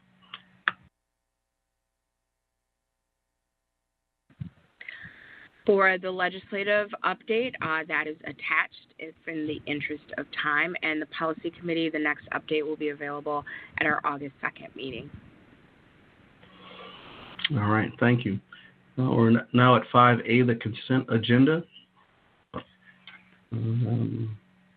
Typically, there's no separate discussion of items unless a board member so requests, in which event the item will be removed from the general order of business and considered in the normal sequence of the agenda. I'd like to pull items A and B, please. Okay, so items A and B. Any other board member want to remove an item from consent agenda? Okay.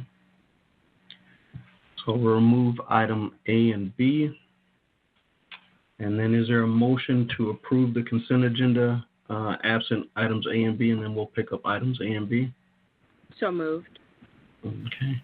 Second. Been moved by Board Member Levy and seconded by Board Member Schneider to approve the consent agenda minus items A and B. All those in favor signify by saying, is there any discussion? Okay.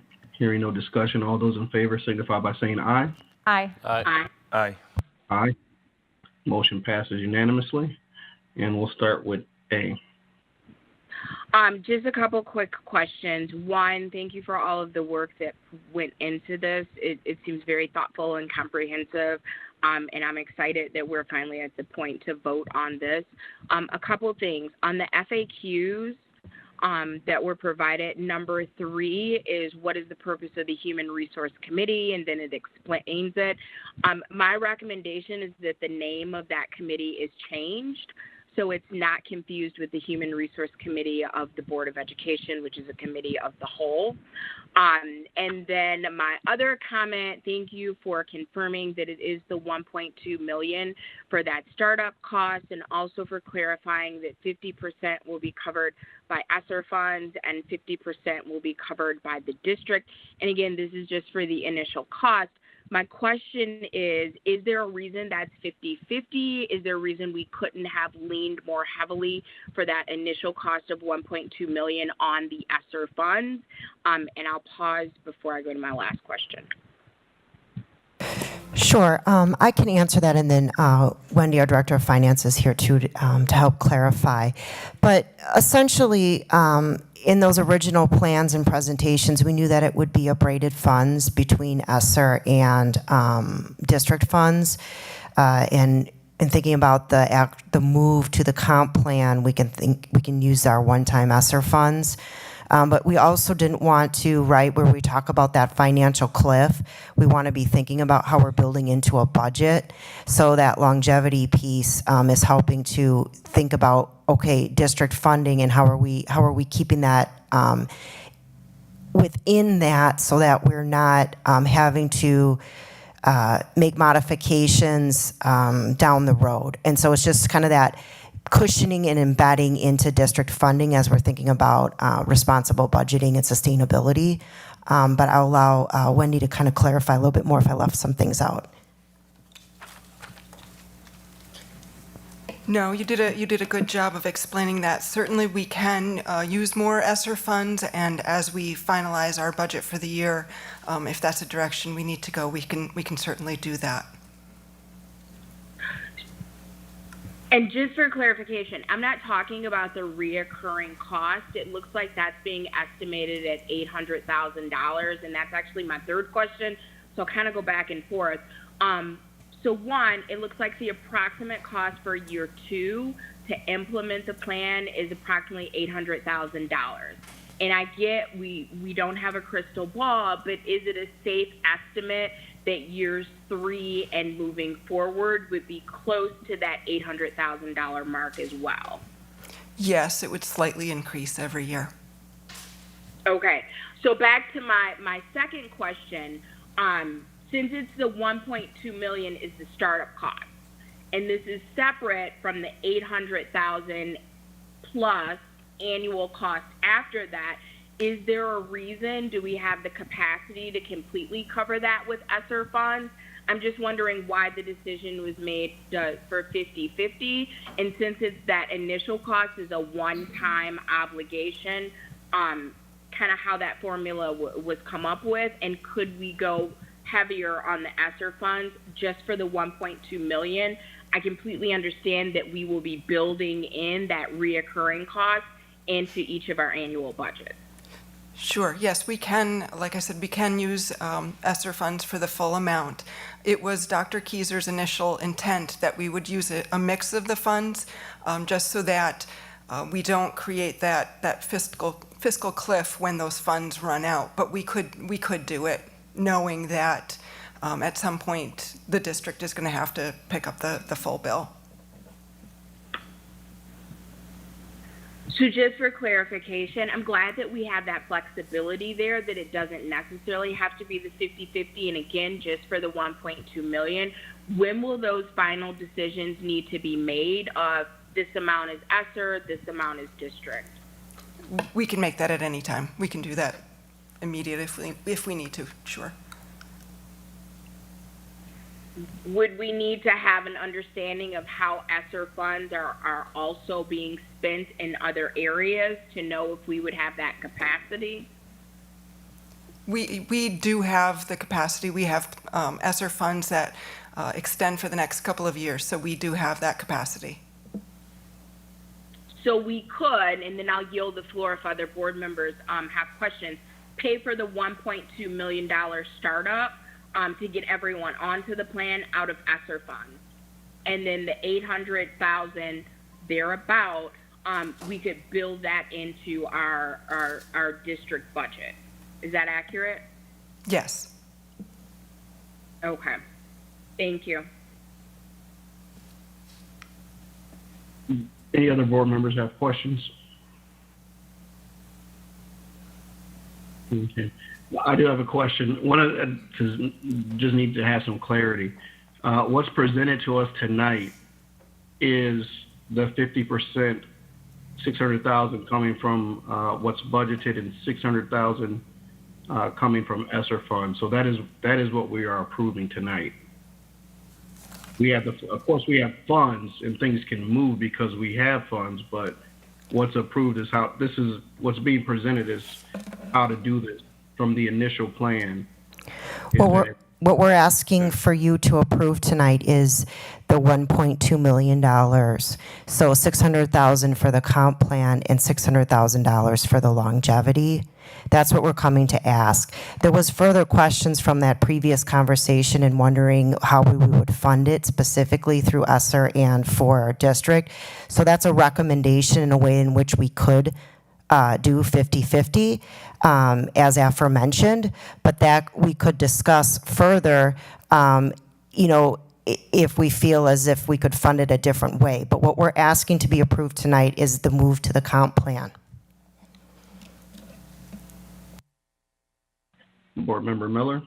Thanks. I just have a clarifying question. So, I mean, my understanding of this, like when it was first presented, is just to echo what you just said. You're just asking us to approve that we do it, right? And then when it comes to October and we're looking at our budget, would that be a good time for you to kind of give us like a summary sort of update? Like, here's where we are with ESSER, here's how it's been spent, here's been the fiduciary impact of that, and here's how we go forward, right? Is that kind of, because that's the assumption I'm operating under, so I just want to clarify.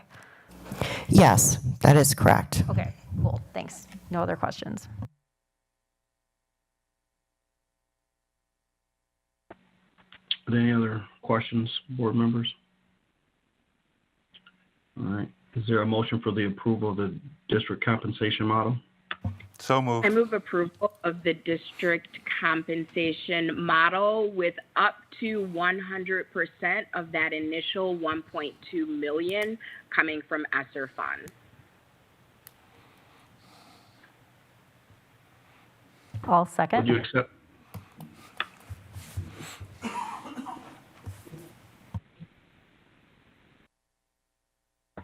And the reason I said up to, because then that gives us the flexibility. It could be the 50-50, but if it works out better financially for us to shift more of that cost from ESSER, then we have the flexibility to do that.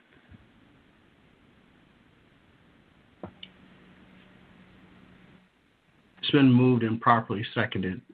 All those in favor signify by saying aye. Aye. Aye. Aye. Aye. Motion passes. Thank you. I want to also thank the collaborative effort that we've had with administration, BEA, and admin assistants. This has been a long journey, and so we appreciate you joining us, board, in that collaboration. Thank you.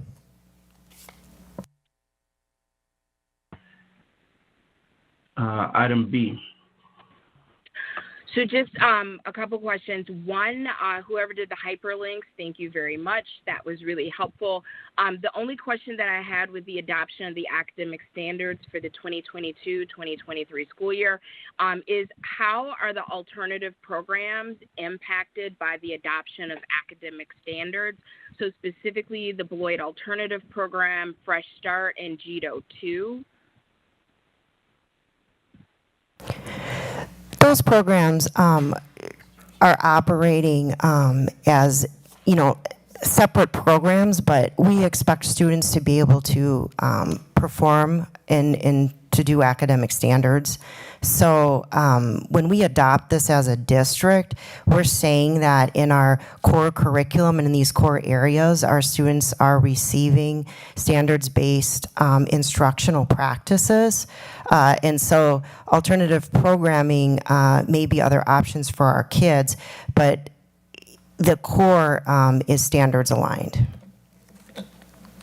So just for clarification, for example, at Fresh Start, if I'm doing construction math instead of, algebra, whatever the traditional math classes are, we are good with the adoption of the standards with our alt programs, that everything is aligned. And I would like the Beloit Alternative Program, that's an 8-hour program a week, which is a lot more streamlined than a typical day. I just want to make sure that there's alignment with our alternative program with the standards that we're adopting. I appreciate that, and we will, continue to work towards that, but we are offering standards-based instruction, and with this adoption of that, we'll continue that work. We've been doing standards-aligned instruction as a district since the rollout. I believe they were rolled out back in 2013, so we will continue to ensure that alignment. Thank you for that confirmation.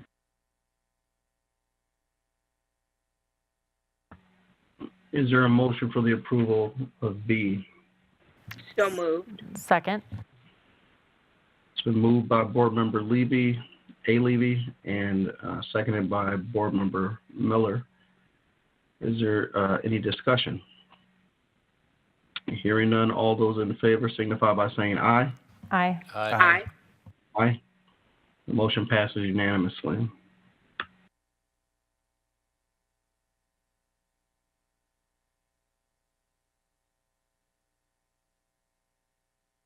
Takes us to item 6, future board meeting dates. And also, too, just as a reminder for board members, as we are finishing out some of our activities with the superintendent and interim superintendent search, that you may be called upon to attend some meetings that you're not regularly up for. But the dates that are listed are governance meeting, Tuesday, July 26th at 5:30 p.m., Business Operation and Finance, Tuesday, August 2nd at 5:30 p.m. Human Resource Committee, Tuesday, August 2nd at 6:30 p.m. Our regular board meeting, Tuesday, August 2nd at 7 p.m. And our Policy Committee meeting, Wednesday, August 3rd at 5:30 p.m. We're now ready to move to our next item, 7A, which is closed session, and we will be adjourning out of closed session. But let me read. A motion may be made and a vote taken to convene the Board of Education in a closed session pursuant to Section 19.85, parentheses 1, parentheses C, relative to considering employment, promotion, compensation, or performance evaluation data of any public employee over which the governmental body has jurisdiction or exercises responsibility, and Section 19.85, parentheses 1, parentheses E, relative to deliberating, negotiating, the purchasing of public properties, the investing of public funds, or conducting other specified public business whenever competitive or bargaining reasons require closed session. Is there a motion to go into closed session? So moved. So moved. Second. All right. A motion made by Board Member A. Levy and then seconded by Board Member Miller. Is there any discussion? Hearing none. All those in favor signify by saying, nope, this is a roll call vote. I gotta take my brain off of automatic pilot. Mrs. Shope, will you give us a roll call vote, please? Sure. Megan Miller, Aye. Amy Levy, Aye. Sean Levy, Aye. Brian Anderson, Aye. Greg Schneider. Aye. Motion carried. All right, so we'll be jumping on the closed session link and closing out the public session link. Thank you.